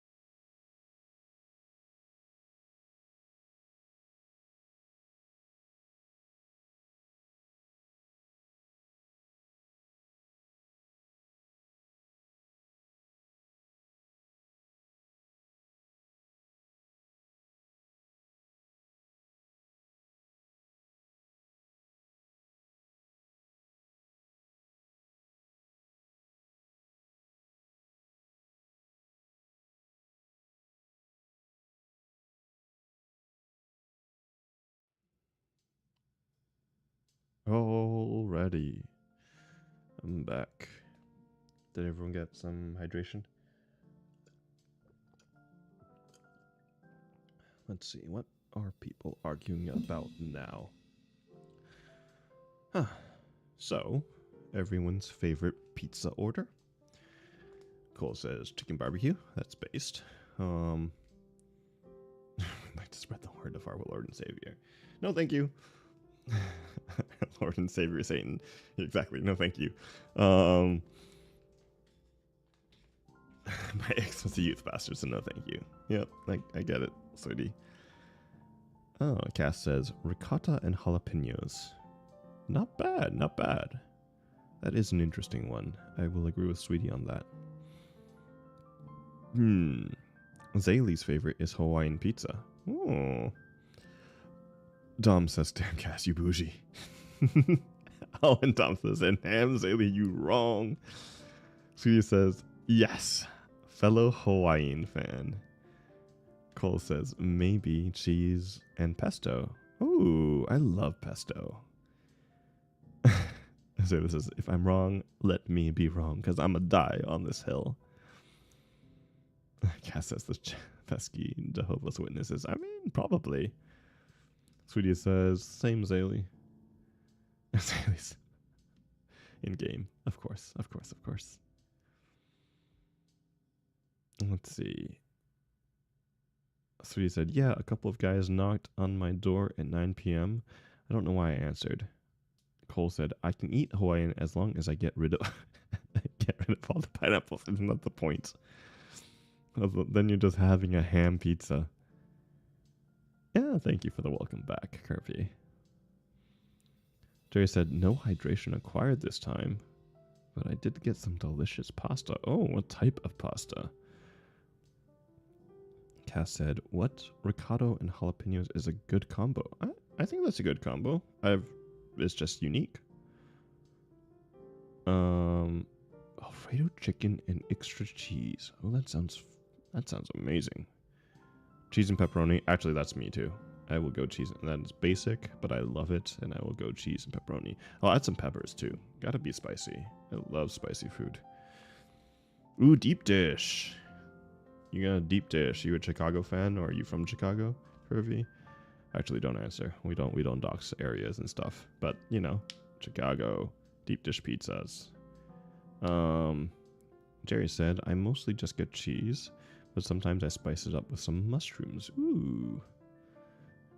Cole said, pesto is my go-to any day. Kirby says, can't stand Hawaiian. And Cole said, I stand by what I stand. I'm making pasta today. Ooh. Creamy Alfredo pasta with kale. Ooh, nice, nice. Hey, spicy is a total go. Always. I love spicy. All right.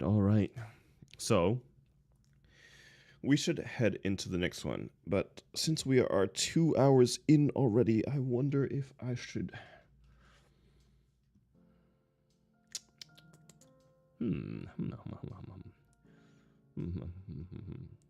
How about I jump ahead for now, and by the time I get to the end, we'll see how I'm feeling, considering I'm reading all these things. You know, I think I need some more spicy juice, by the way. I'm gonna pour myself more. You know, you gotta get all boozed up, because obviously that helps for the accuracy in reading. You know, proven fact, drink alcohol so you can read better without tripping over yourself, and eventually, you know. Cheers. Let's see. Let us head into story 5 for now. In story 5, the name of story 5 is much shorter, which is nice. Thank goodness. I need a short one. The title of story 5 is The Monster Under Your Bed Isn't Always There to Scare You, by Life is Strange, Me Too. Let me catch up with chat real quick before I head into it. Spicy. Okay. Yes. Korea's Chicago. Chicago town. Pizza here is amazing. I'm a New York pizza fan, not gonna lie. But I do love deep dish pizza at the same time. One type of pizza that's underrated. Detroit pizza. Oh, so good. Detroit pizza is great. Those are the rectangle ones for those of you wondering. Spicy juice. Cheers. I'll have another sip of that.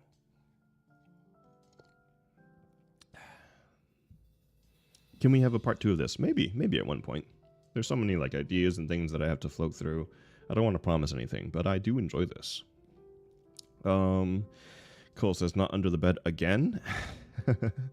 Sweetie says, "Oh, Monsters Inc." Yeah, kind of. I think. Hope said, "Monster under the bed." Hell no. Cole said, "I ain't sleeping. Freak it." One more swig of water before we head in.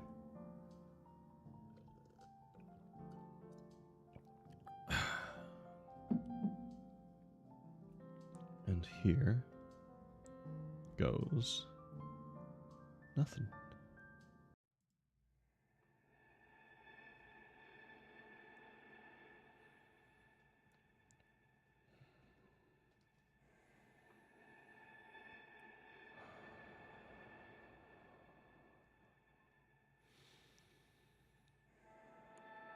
I was lying alone in my room when I heard a voice, deep and crackly, coming from beneath my bed. "Hey," the voice called out. I told myself that I was just imagining it. "Hey, kid," the voice repeated. I drew my knees up to my chest and ducked my head under the blanket, trying to shut out the voice and the cold wind that drifted in through the window, ruffling the curtains. "Who are you?" I asked. "I'm the monster beneath your bed," the voice replied. "You mean you were real?" I asked. "What do you mean?" the monster said. "Of course I'm real." "Do you have a name?" I asked. "Of course I have a name." "Oh, well, what is it?" "Frank." "Frank?" "Yeah," the monster said. "Is there something wrong with that?" "No, I mean, I don't know," I said. "It's just not very monsterly." "Well, my parents didn't want me to be a monster." Really?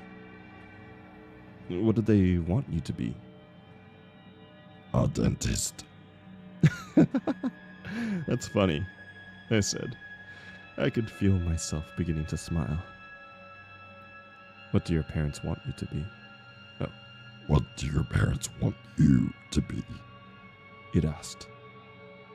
"I don't know." "Hey, Frank." "Yeah." "Are you gonna, like, scare me or something?" "What? Why would I do that?" "Well, you're a monster, aren't you?" "Well, yeah. Of course I am. But that doesn't mean I scare little kids." "But I thought that was your job." "It is my job to scare people," he replied. "But only bad people." "Am I a bad person?" I asked. "No," he said. "But you're not the person I'm here to scare." "Who are you here to scare?" I asked. The man inside your closet. The skin, my arms goose fleshed up. I wanted to ask him what he meant, but I fell silent as I heard a rustling come from the closet. The door creaked open, and I heard soft footsteps padding towards me from across the bedroom floor. I didn't dare peek out the blanket. The footsteps stopped, and I could hear heavy breathing next to me. I squeezed my eyes tight. The warm sanctuary of the blanket disappeared as it was yanked off of me. I hugged my arms around my knees and prepared for the worst. A scream shattered the night air, followed by the sound of breaking glass. I opened my eyes, a crack, to see a knife lying on the carpet next to my bed, blade glinting in the moonlight. My parents rushed into the room and asked me what had happened, but I didn't know what to say, only that someone had been hiding in my closet, and they jumped out the window. My parents called 911, and the police came right away. They picked up a man called Gary Thompson sprinting through the streets a couple blocks away. He was covered in blood and broken glass. They found Gary's car abandoned on our property, and inside they found duct tape, knives, barbarates, and a video camera. From what I heard, Gary's lawyer employed an insanity defense, and Gary is currently incarcerated in a state mental facility for the criminally insane.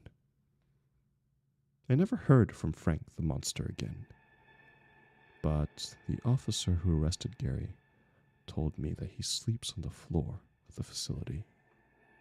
He tells the doctors that he's terrified of Frank, the monster under his bed.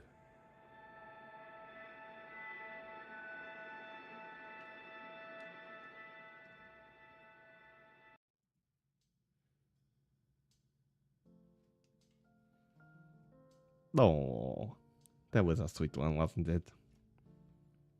It was so sweet. Cheers.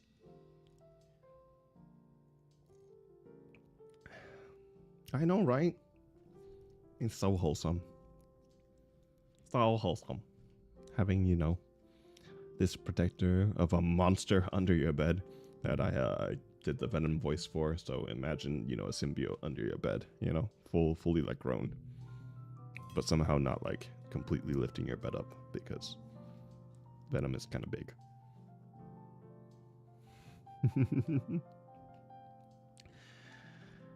It was a good short one, and I enjoyed that much. Frank is my emotional support monster. I need Frank in my life. Yeah, everybody should be nicer to the monster under their bed. I'm just saying. You gotta simp for the monster under your bed. Just saying, right? Y'all love this like Yandere monster psycho content, right? Just simp for Frank. Because Frank is the man. Though I think he's more interested in just scaring the poor dude and he doesn't really care about the kid. He's just there for the bad man. I'm glad there's no space under my bed. Then how are you going to let Frank in? Is he going to have to hide in the closet? Hope that Sal is the monster under my bed, so no thanks. Let's see. Spicy juice. I'm drinking too much spicy juice. Actually, I need to go get more agua. So I will be right back once again. And I feel like, given the situations, since that one was not that long, I will go back. I'm not gonna regret this. I'm gonna go back. All right, be right back.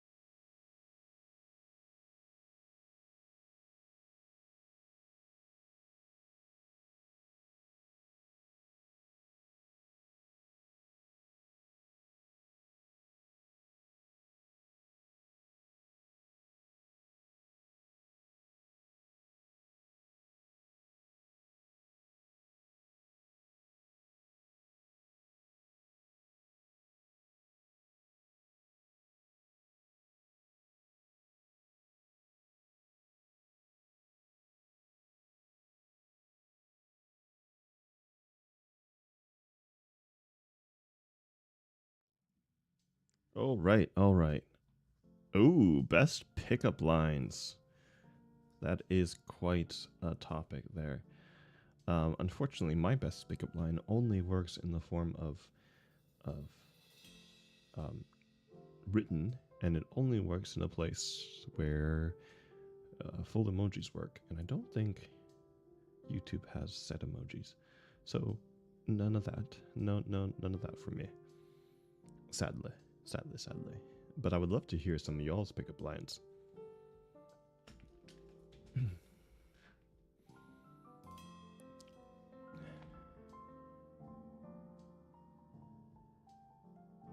Did you know that every time you eat a normal sized chocolate bar, you're eating about 7 bugs or parts, etc.? My best pickup line is, "Hi, can I get to know you?" I don't have time for pickup lines. That's actually pretty good, actually. I'll give that one a gold star. Oh, okay. I got one. All right. So let's say you're at the bar. The current bar you see in the background, right? You're chilling there, and so you're having a drink, whatnot. Tap you on the shoulder, and I'll go. Excuse me, I think you dropped something. And you'll go, what? I say, your standards. Hi, I'm Percy.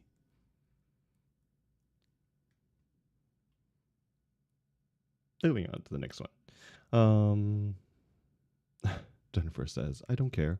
I will still eat that damn chocolate bar with or without bugs. I love chocolate. Sweetie says, same. Cheerio says, are you a camera? Because every time I'm with you, I seem to smile. Well, every time I see you, I seem to smile. Oh, that one's good. That's a good one. Omega, have you tried a smash burger? Is that a pickup line or is that a question? I have not tried a smash burger, I don't think. Jerry, I think my vocal cords would simply just disappear if I tried to use a pickup line on someone. Yeah, oh, okay, I see, Omega. It is a question. No, the answer is no, I have not tried a smash burger. All right, let's head. Oh, let's see this. Zaylee, I bet my number sounds nicer than yours. Want to hear it? That's a good one. Dom says, hey girl, is your name Winter? You'll be coming soon. That was a good one. I love it. Selena, aren't you tired of running through my mind?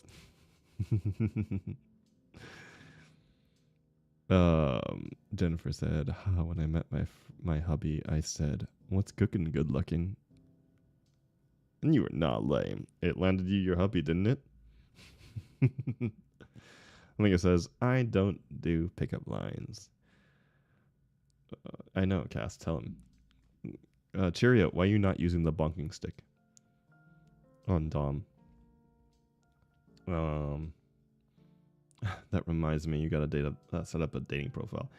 I think, since you are part of the Discord, you should go into like, I don't know which chat. Sure, you can tell her later. Go into some chat and help us, set you up a dating profile. I think that would be totally not an invasion of your privacy. You should totally do it. None of that.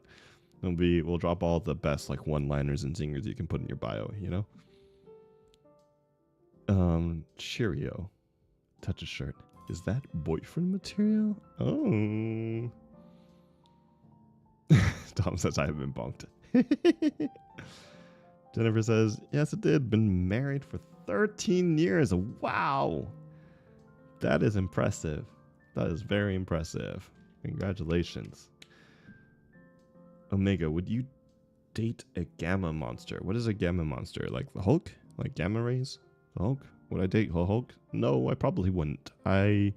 No, that does not sound like a fun time for any part of me. No, thank you. All right. Let's head into... I'm totally doing this out of order. But let's head into story 4. The title of that story is I volunteered to sit next to a dead man on a plane and deeply regret it. I'm gonna check how long this is first. It is not terribly long. It's kind of long. We'll be okay. It's written by Dies in Darkness. Why not, Fog? Because he would kill me. That's why I would not date the Hulk. because I would no longer exist. Anyway. Are you a barista because you got a latte to offer? Nice, cool, nice. Gotta love the puns. Here we go. Right into it.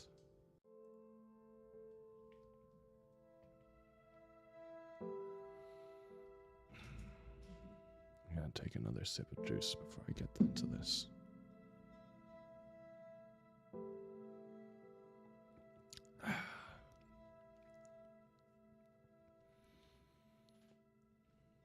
And water, because I can feel it immediately drying up my mouth.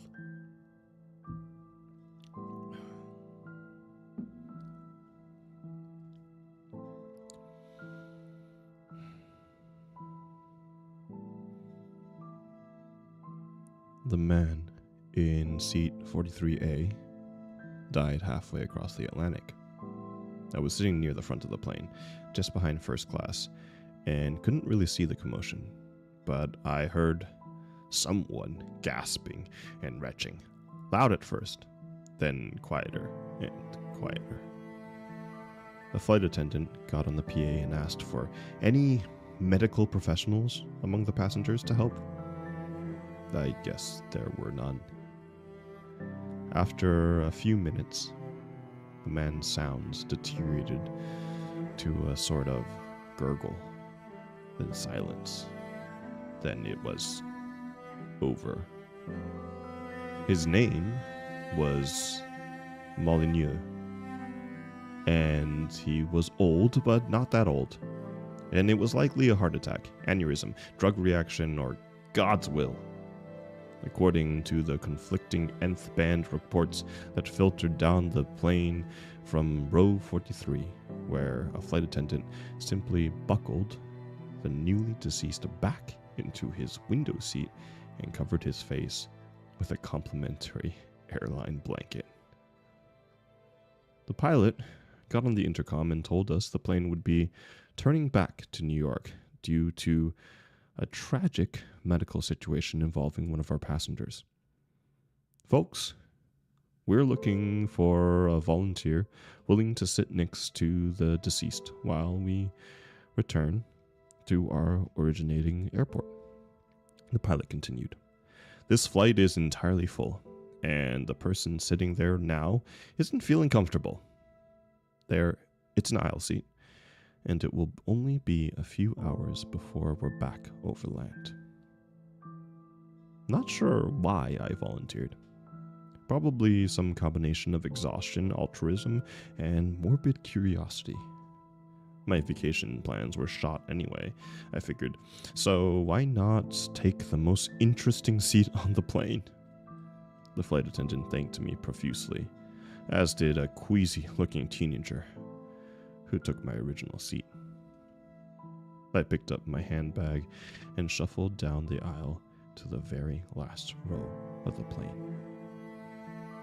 My only prior experience with corpses was an open casket funeral for my grandmother when I was a kid. But the idea of death was never particularly bothering to me. It's natural, after all. That said, I admit that I second-guessed my decision as soon as I saw my new seatmate. Mr. Molyneux, rest in peace, sat upright between the window and me, strapped around the waist, with a blue fleece blanket covering his torso and head. The blanket did not cover his hands, which were resting on his lap above his seatbelt, placed in a way by a flight attendant as a sign of respect, I assumed. Molyneux's pale fingers were twisted into claws that betrayed the agony of his death. I couldn't look at those hands without imagining what his face looked like under the blanket. I thought of asking for a second blanket, but the flight crew was still busy calming down other passengers and preparing for our U-turn around the Atlantic Ocean. So I tried to forget my uneasiness and closed my eyes and slept. I woke, hours or minutes later, I don't know, to the jostling of turbulence. The cabin lights were off, and most of the passengers around me seemed to be sleeping. I looked out the window, trying not to look at Molyneux as I did so, and saw only the uniform blackness of the night. I imagined the ocean miles below us, lightless and cold. The thought unsettled me, and I reached across Molyneux to close the window shade. Then I stopped myself. Hadn't the window shade been closed when I sat down? I realized that there was something else off about the scene. Molyneux's posture had somehow changed while I slept. It took me a few seconds to pinpoint it. His gnarled hands remained on his lap, and he was still belted at the waist, and the blanket still shrouded his upper body. But the fabric somehow looked twisted now, as if he had been fidgeting. Very slowly. Knowing that it was insane, even as I knew I couldn't stop myself, I lifted a corner of the blanket. I uncovered his shirt, which the flight crew had unbuttoned while trying to save him. A patch of blue-gray skin sprouting white chest hair peeked out from it. I lifted the blanket higher. His collar was flecked with dried blood. I remembered his terrible gasping. Finally, I pulled off the blanket entirely and stifled a scream. Molyneux's head was turned away from me, exactly as if he had turned to stare out the window. I could see his face reflected in the plexiglass. It was undoubtedly a dead man's face. Pale, drawn, lips parted, jaw slack. There was no life in it, except his eyes. They were moving. I stared at the reflection for half a minute, and I'm sure of it. In the center of that death mask, two pupils flicked back and forth, as if tracking something out there in the sky. "What are you doing?" A voice beside me interrupted. I whipped around and saw the woman seated across the aisle staring at me, not so much in fear as disgust. Cover him back up. Give him peace. I think he's been moving, I stammered. His eyes. I think he might not actually be... But I couldn't finish that sentence. It was too crazy, nor did I have to, because at that moment, I felt my stomach drop 10 feet along with everything else in the plane. Coffee cups and purses slammed against the ceiling. A man near the first class section nearly tumbled out of his seat.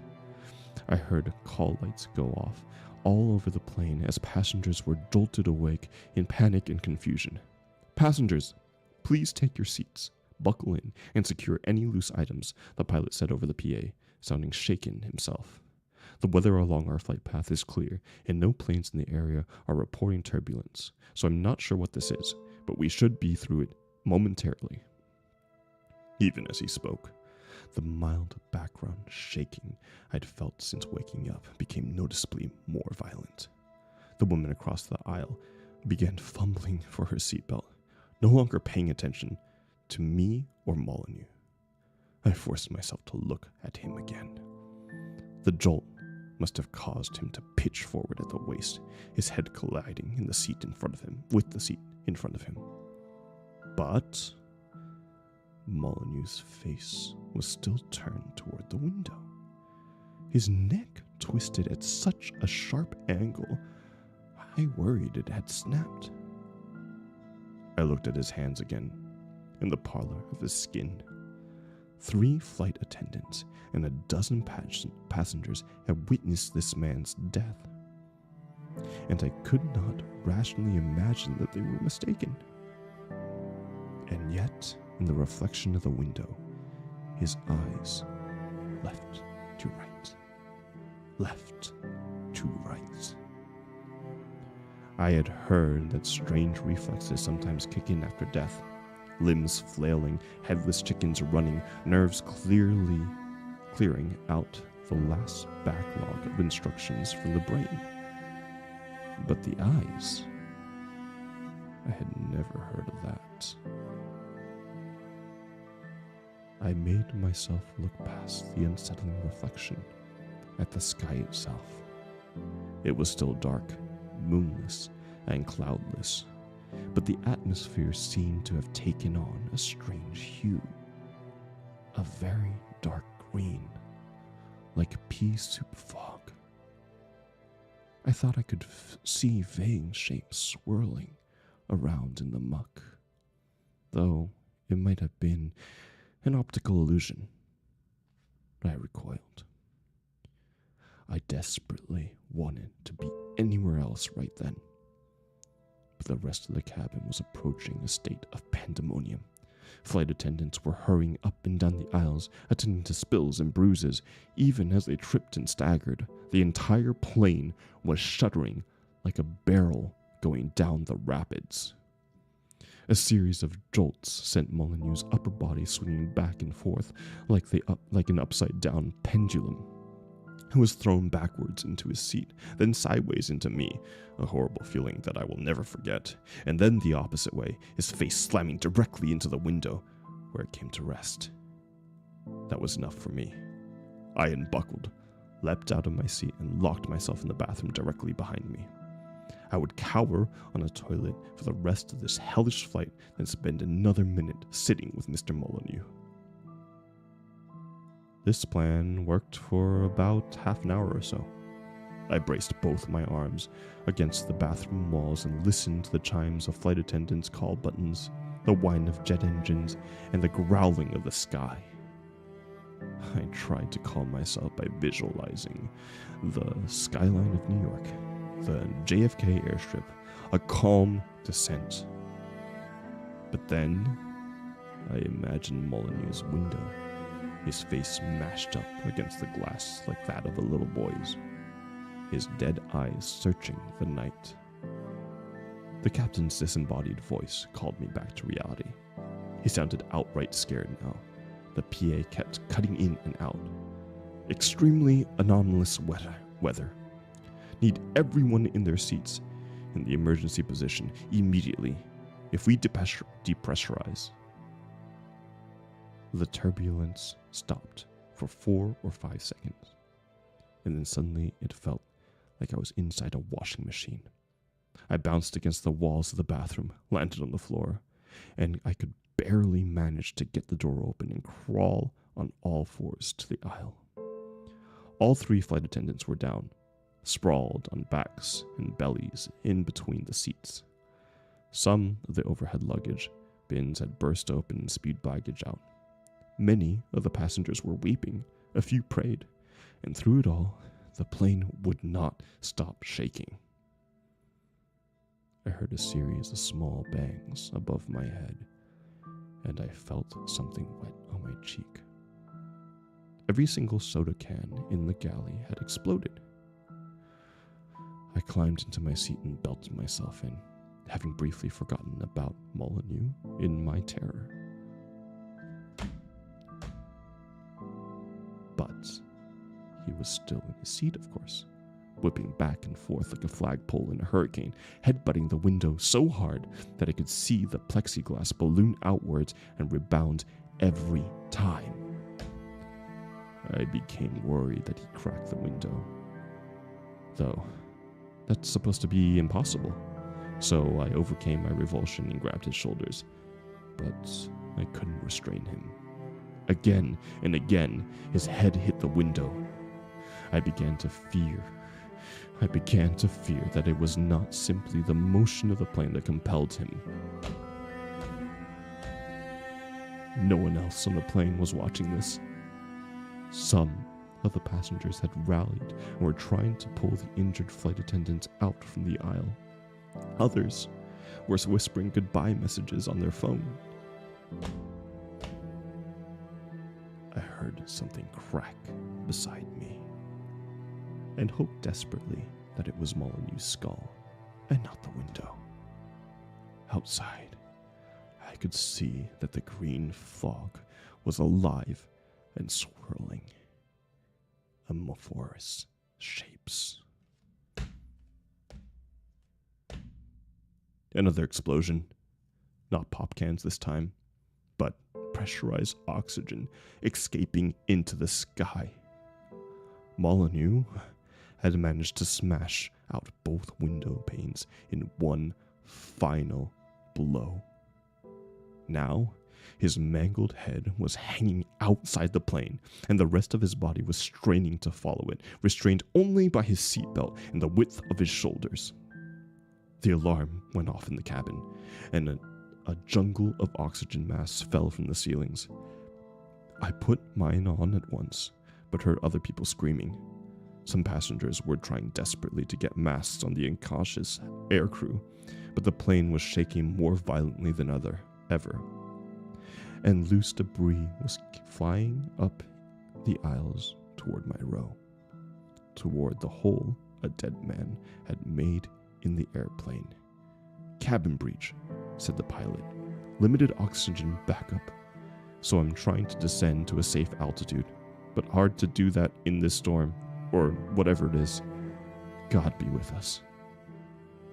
Once I was sure I could breathe and there was no danger of myself being sucked out, I took one last look at Molyneux. His head might have been torn clean off outside the window, for all I could see of it past the rest of his body. I pictured those eyes again, which had seen something in the sky that we had not seen, could not see, even as it now threatened to shake the plane apart. There was some connection between these events that I might never understand, but even without understanding, I could make the last move available to me. I reached over Molyneux's lap, lifted one of those cold, clawed hands, and unclasped his seatbelt. There was an intolerable crunching noise, as, I presume, his shoulders were squeezed and crushed to fit the window frame. And then in a second, he was gone. Out the window, into the night, a pale old man falling end over end toward the black ocean. "Whatever you saw out there," I whispered, "whatever you're looking for, go to it and leave us be." The green fog lifted a few minutes later, and the plane descended until it was safe to breathe without the masks. Less than an hour later, I really did see the JFK airstrip. A whole squadron of police and ambulances met us on the way down. The flight attendants and several passengers had to be hospitalized, but as far as I know, no one suffered serious injuries. Federal investigators eventually concluded that we had flown through a localized weather anomaly, witnessed by no other plane in the sky that night. Some sort of debris must have been flying around there with us and taken out the window at 43A. They wrote in their report, "This event led to a sudden loss of cabin pressure, in which a body of a passenger who had died earlier in unrelated medical emergency was ejected from the plane." I expected to hear a whole lot more about it in the news, but I suppose in the end, it was just one of those things. The airline had no interest in publicizing the incident, of course, and the passengers had no desire to relive it. For most people on that flight, it was simply a freak tragedy followed by a close call. And all's well that ends well. I'm the only one that would dream for the rest of my life about Molyneux's eyes and what they saw on the way to the ocean.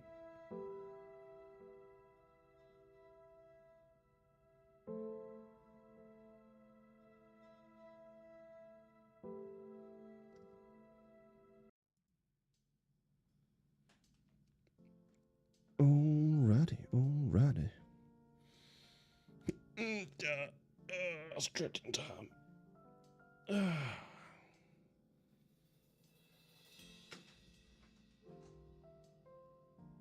I don't know. I wonder if he is a paratrooper as well. Cool says the guy said, "I'm out of here." Chico says, "I've had it with these mother effing ghosts on these mother effing plane." Yeah, big stretch. Everybody, big stretch. Yes. Yeah, I feel like this was scary sad. It wasn't like so much horror scary as opposed to like sad scary. It was a good combo. I enjoyed it. All right. I do not feel too bad after that one. I'm just gonna take a sip of everything I got. Selena says no sleep tonight. This is a horror string. Cheers.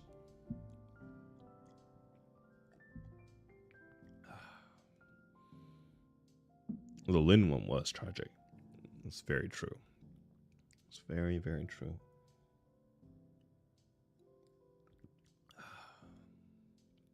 Let's see.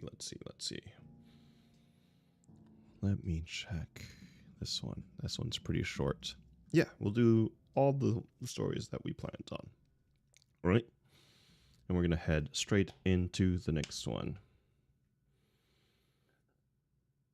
Second energy drink. No, that's not okay. And Zaylee is also not allowed to have multiple energy drinks in one day. All right. So this is number 5 out of 6. So we're getting near the end here. We're going to head straight into it for the sake of time and for the sake of my energy, all that good stuff. And the name of this story is How Do I Get My Girlfriend to Knock Off This Annoying Habit? Written by Queen_of_the_moths.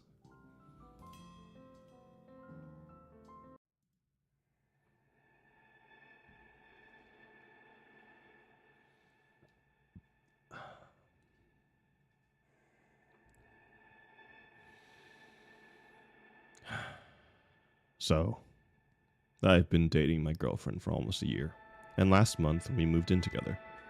Maybe that's kind of fast. I don't know.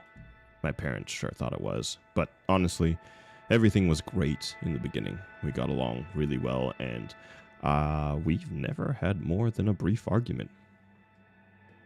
But then she started whistling. It's so dumb, I know, but she's always whistling this weird song, and it really gets on my nerves. My mom kept telling me that once you move in with someone, you discover all the quirks that they've been hiding from you. And it's not like I didn't expect that to be true, but for some reason, this is just an ongoing issue with us. And I don't even know what to do. At first, I would just hear her whistling it when she was showering. It was kind of cute, like her own little bathroom theme song. I didn't recognize the melody, but it was very distinct. I could mimic it from memory if I wanted to. In fact, sometimes it gets stuck in my head, and it drives me a little crazy. You know the type. After a week or so, I asked her what the song was, and she just laughed. I'm wondering if maybe she came up with it on her own, something that she does absently, especially when she started doing it more. Like, I'd be reading a book, and she'd be on the computer, and she'd just start whistling. I tried to ignore it. I seriously feel like a dick for being so grumpy about it, and I know she wasn't doing it to annoy me, but she'd just go on, and it would pull my attention away from whatever I was doing. So, I finally said something a few nights ago. I was going over some legal documents at work, and she was just whistling like crazy. On and on. And I'm trying to just block it out, but it's seriously excessive. Like, I know you guys are probably thinking that I was overreacting, but it felt like she was whistling right into my ear. And it just frayed my last bit of patience. As calmly and nicely as I could, I called out to her and asked her to quiet down.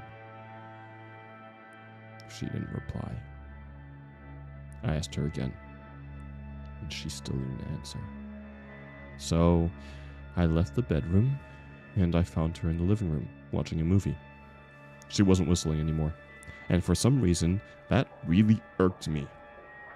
I felt like she was messing with me, and she just looked over at me, like she didn't know what my deal was. I asked her if she could stop whistling so much, and she told me she wasn't whistling. Now, I get that maybe she doesn't realize she's doing it, but no one whistles that much and doesn't notice. It's not really like her to mess with me like that. And I don't know what she's trying to get out of this. I thought maybe she was teasing or playing a joke, but she had to see how annoyed I was. I asked her again to just not whistle so loudly, and she doesn't answer. There was tension in the room, and it felt like our first fight since moving in together. Even though she didn't whistle for the rest of the night, I couldn't focus on my work anyway because I was upset about the confrontation. Then, of course, the next night she was whistling again. I hear her when she comes back from work, and she keeps going on for at least an hour. I didn't want to have another fight, so I just hung out in the bedroom and listened to her move around for a while. It felt like I was blowing things out of proportion, but honestly, how hard is it to just not whistle all the time? It was no big deal when it was now and then, but I feel like she whistles more than she even talks to me now. So I'm sitting up in the room thinking about that, and that's probably why I was worked up when I finally came down. She was cooking dinner, which is sweet, but she's still whistling. So I said softly, "Hey honey, maybe we should put on some music instead, so you don't have to fill the silence with whistling."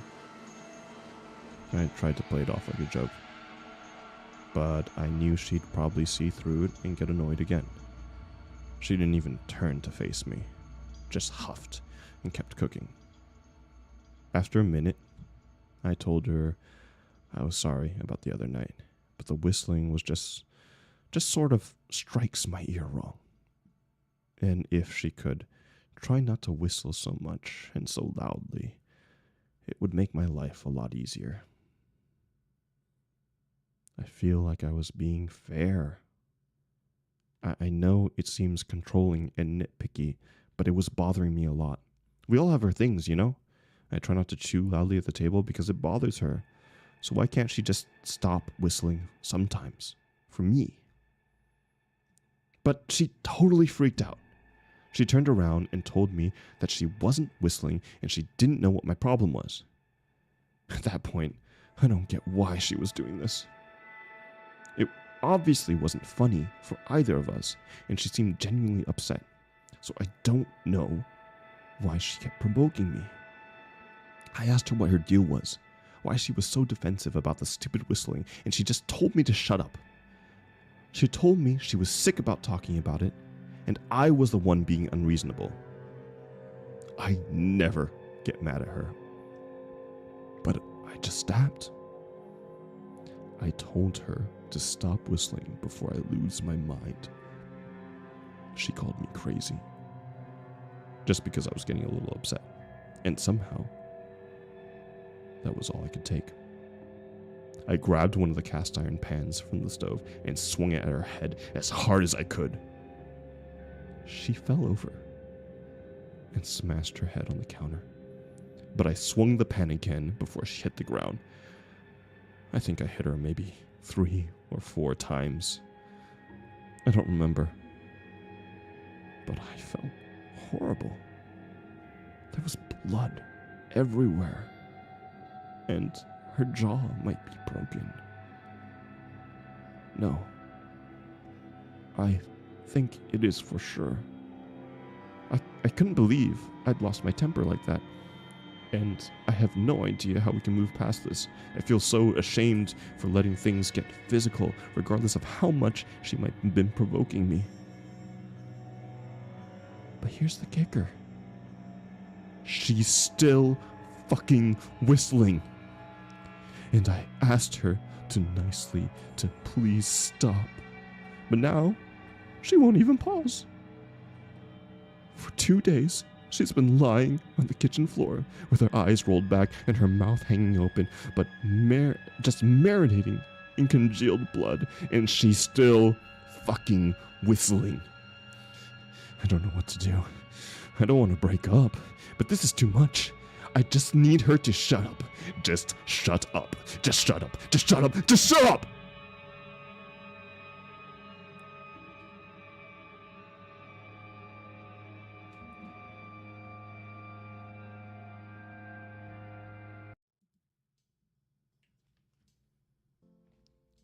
Do. Cheers.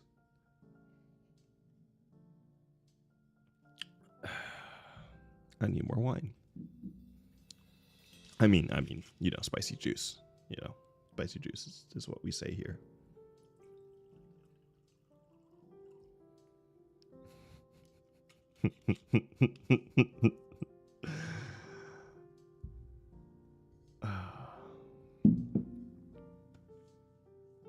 Cheers.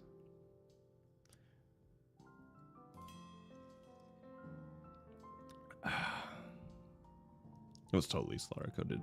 I will say, I liked the twist in that for sure. It was kind of sudden, but like at the same time, I did not. I don't think anyone expected him to just snap. Granted, you know, he probably was a bit crazy in the first place. You know. Anyway. I can totally transition like that. Hey, you know what? I am drinking my spicy juice and I am enjoying life. All that good stuff. You know, Cole, I was actually thinking about that. Like, I think that maybe she never whistled at all, or she like whistled in the very beginning because you know if they had that argument in the very beginning or that disagreement in the very beginning, and she just kind of laughed it off. So I think that like he definitely there definitely was whistling in the beginning, but I think as things progressed, there was definitely no whistling.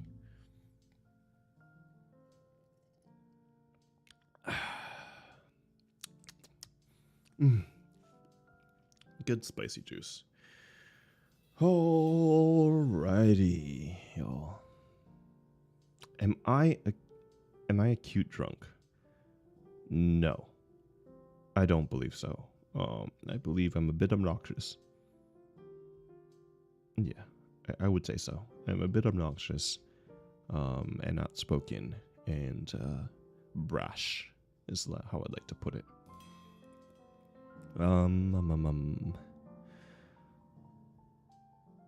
Becca says, "Hi everyone. Hello, Becca. How are you? Welcome to the stream." Dom the Funky Homo sapien says, "Is anybody a cute drunk?" I don't think so. I think there are people who believe they are cute drunk. When they are drunk, I do not consider them very cute. Oh, thank you, Omega. Oh, thank you for the acting compliment. Oh, you've never been drunk before, sweetie? I mean, you don't need to. You can go your whole life without actually being drunk. That's a choice, and you can make it. I think only tipsy can count as cute. Possibly. I could see that. Cute tipsy is nice because it's like more endearing and more like affectionate and yeah, all those good stuff. Cute tipsy is nice. I could see that. Cute buzzed is nice. Yeah, cute drunk does not exist. Anyway,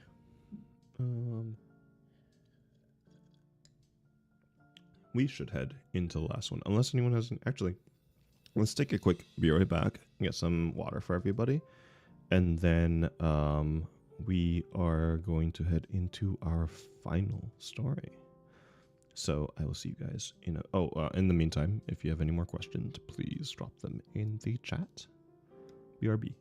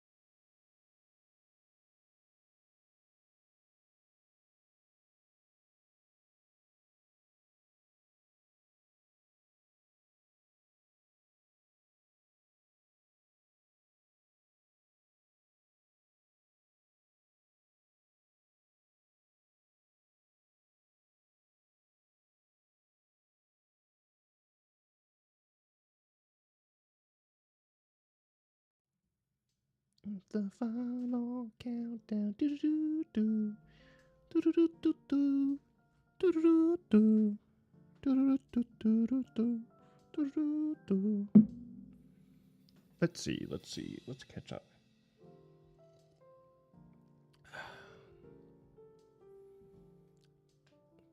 Question.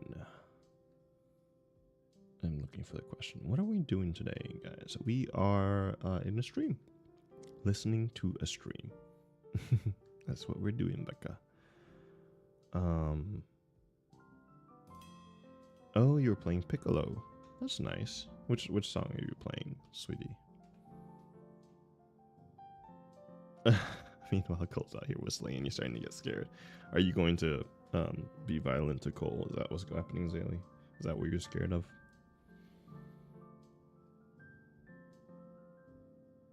Cole is literally a dandelion. I don't know. Dandelions don't survive after being bonked so many times. Don't believe that for 1 second.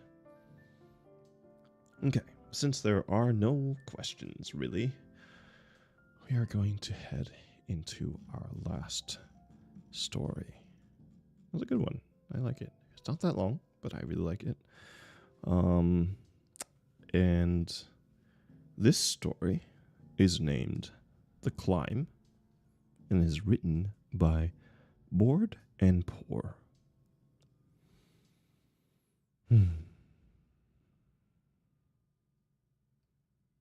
Last one.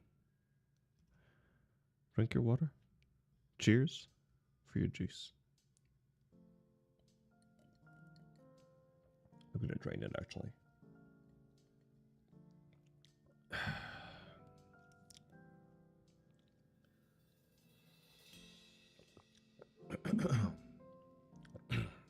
And here we go. Excuse me.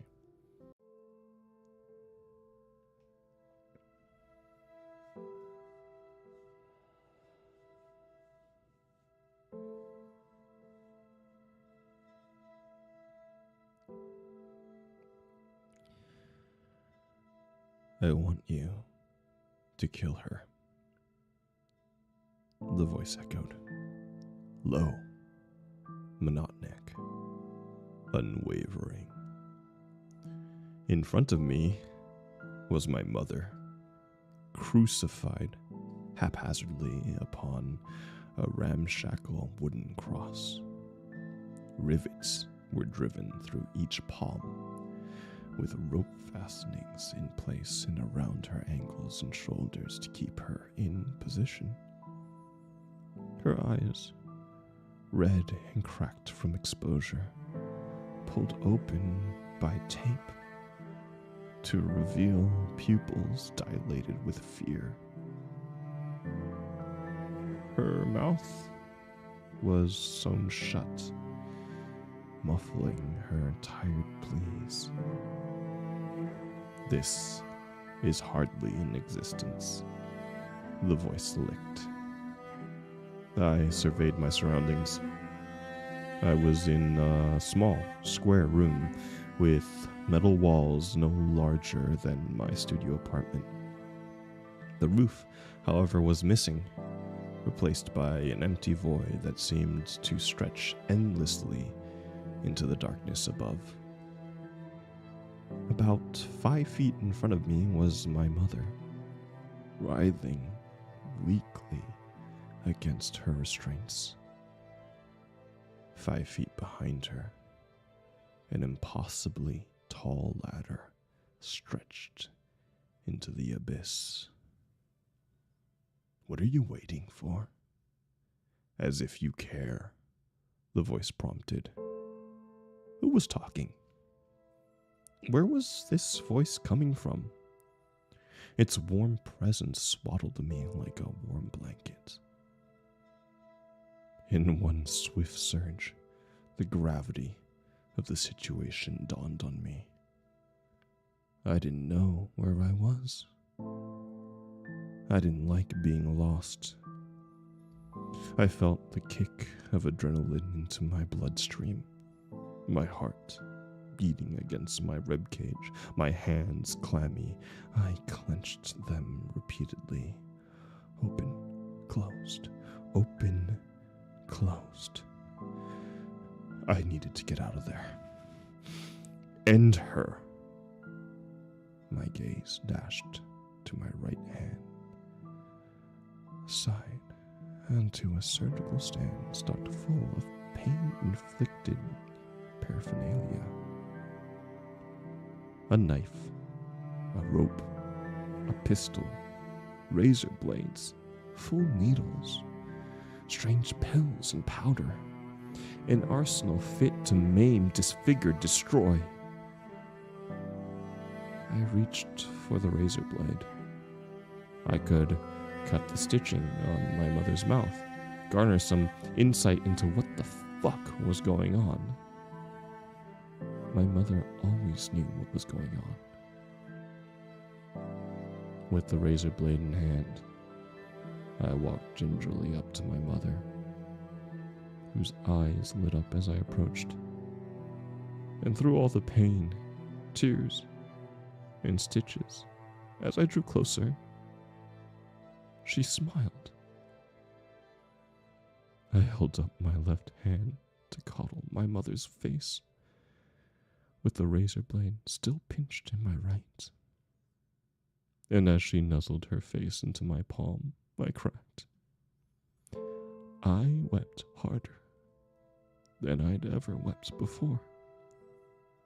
Full-bodied, racking sobs crashed over me.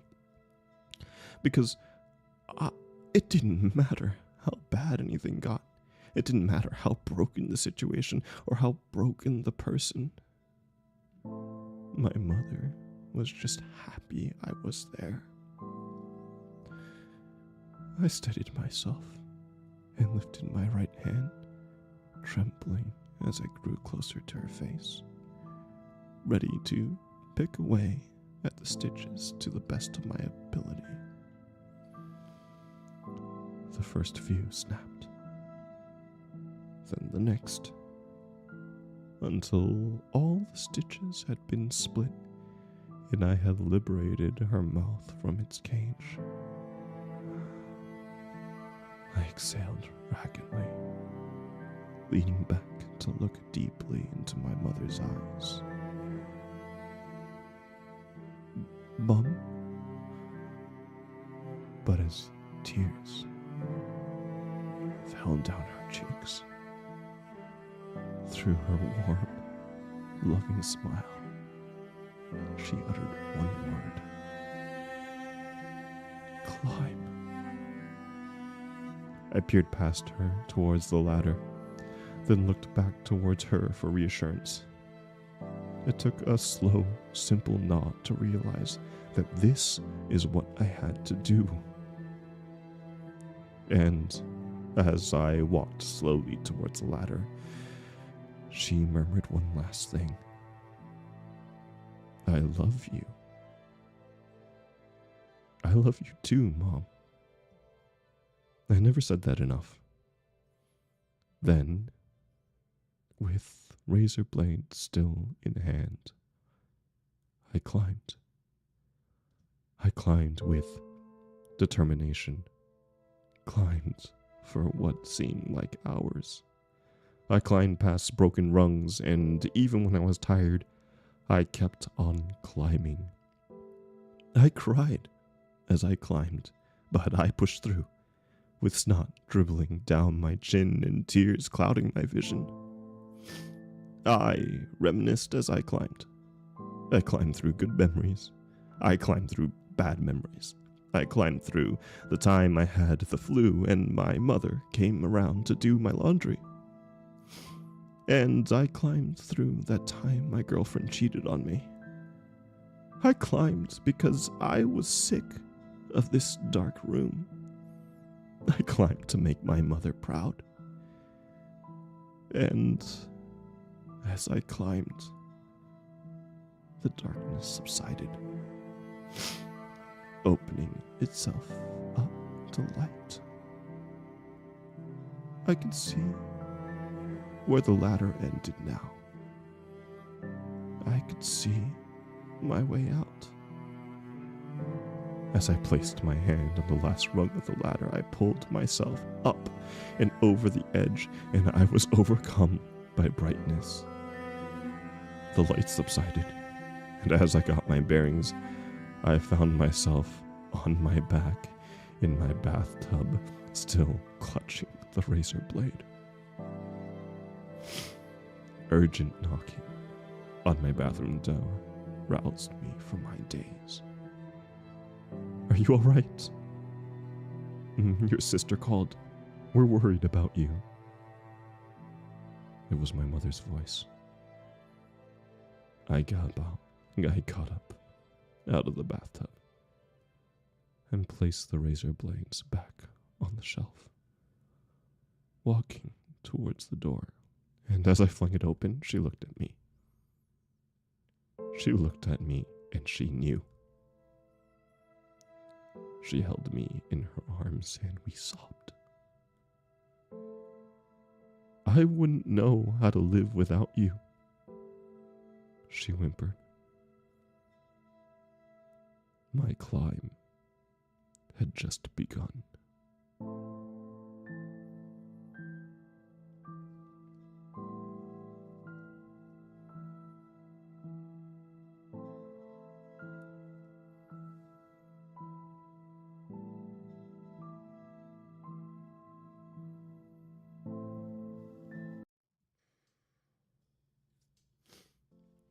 And that is the last one of our stream today.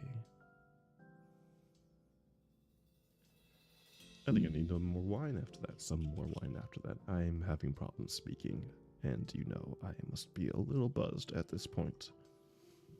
I'm running out of wine, which is unfortunate. I'm running out of alcohol in my place, which is also unfortunate. But I don't have a problem or anything. I'm just saying.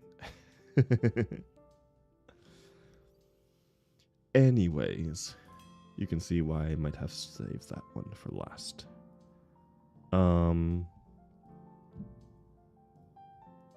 Before I move on to happier thoughts or anything like that, I do want to say that in this niche, in this community, in this art form, I have met a lot of people that are lonely, that are depressed, that are lost, that are struggling with one thing or another, and it's difficult. Life is difficult. I mean, we all kind of are dealing with our own demons, and it's a lot.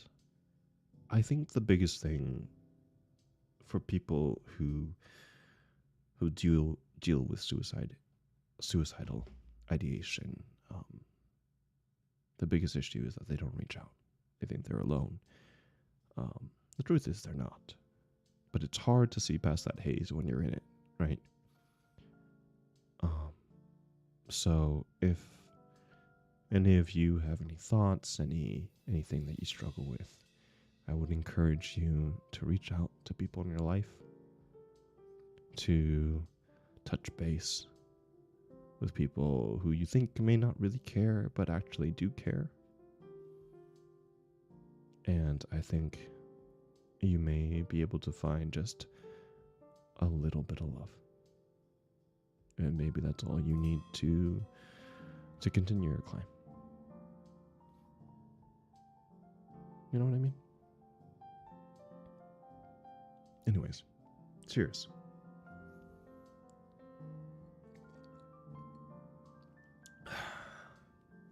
That concludes our stories for today, for tonight.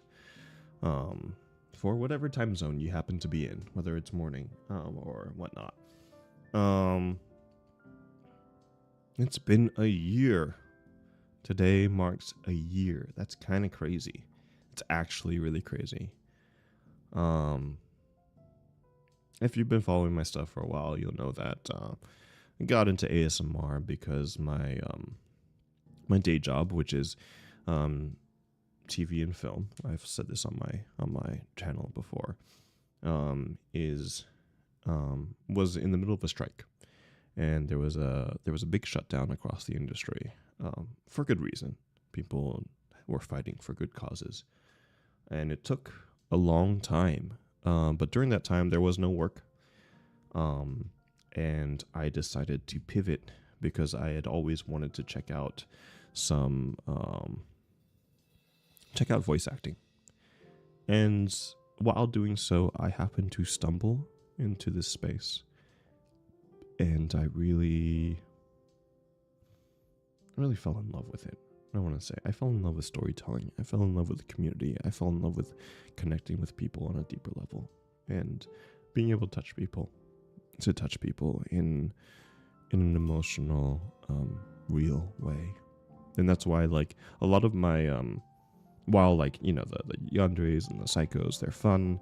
A lot of my, like, deeper context or comments, deeper, like, videos, community posts are, like, bigger on, like, people getting in touch with their demons.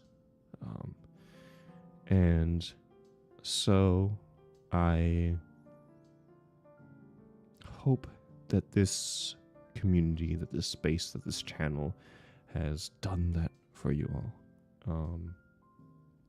And as much as you guys say you appreciate me for creating the space, for creating this channel and this content, I appreciate you.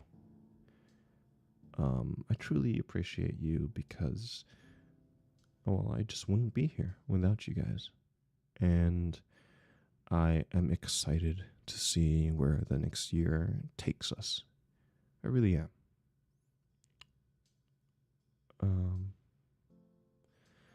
Zaylee asks, since it's been a year of you making content, is there any script that you hold really dear to your heart? I think that the biggest thing, the hardest thing that I did on this channel was release my Coma Bound series, which is part of my IRL playlist. And you're free to go and peruse that.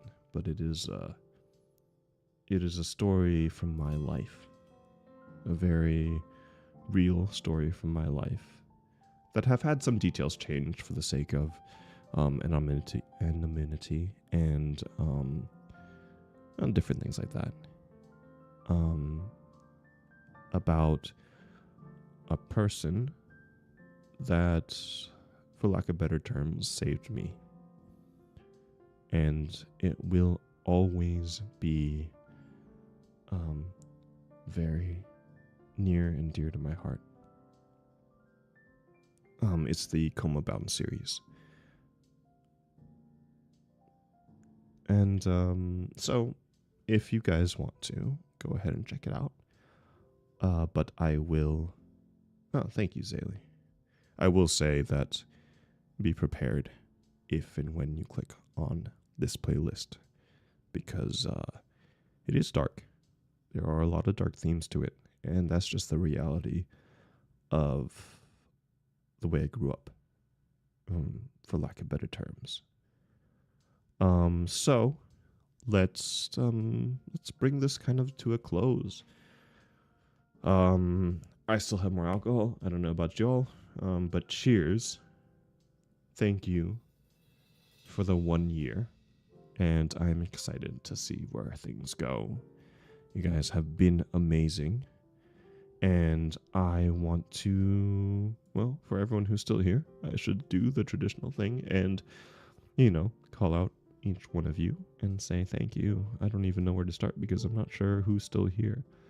I want to say thank you to Hope and Saluna and Jerry and Sweetie Yukobo and Curvilicious and Zaylee and Omega.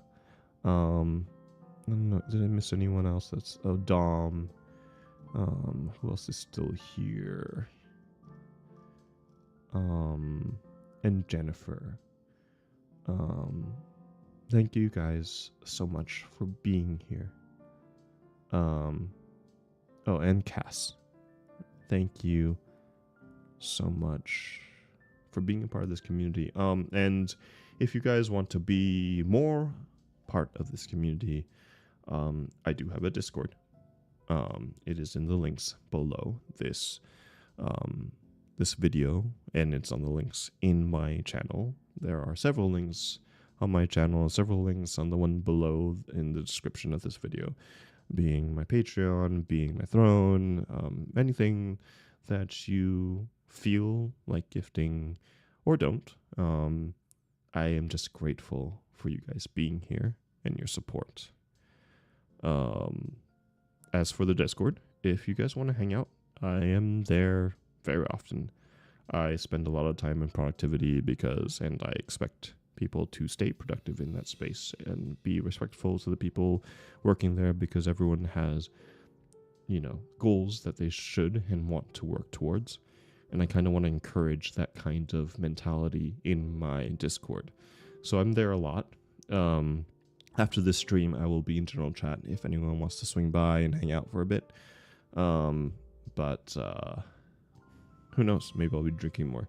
Whatnot. It is my 1 year after all. All right.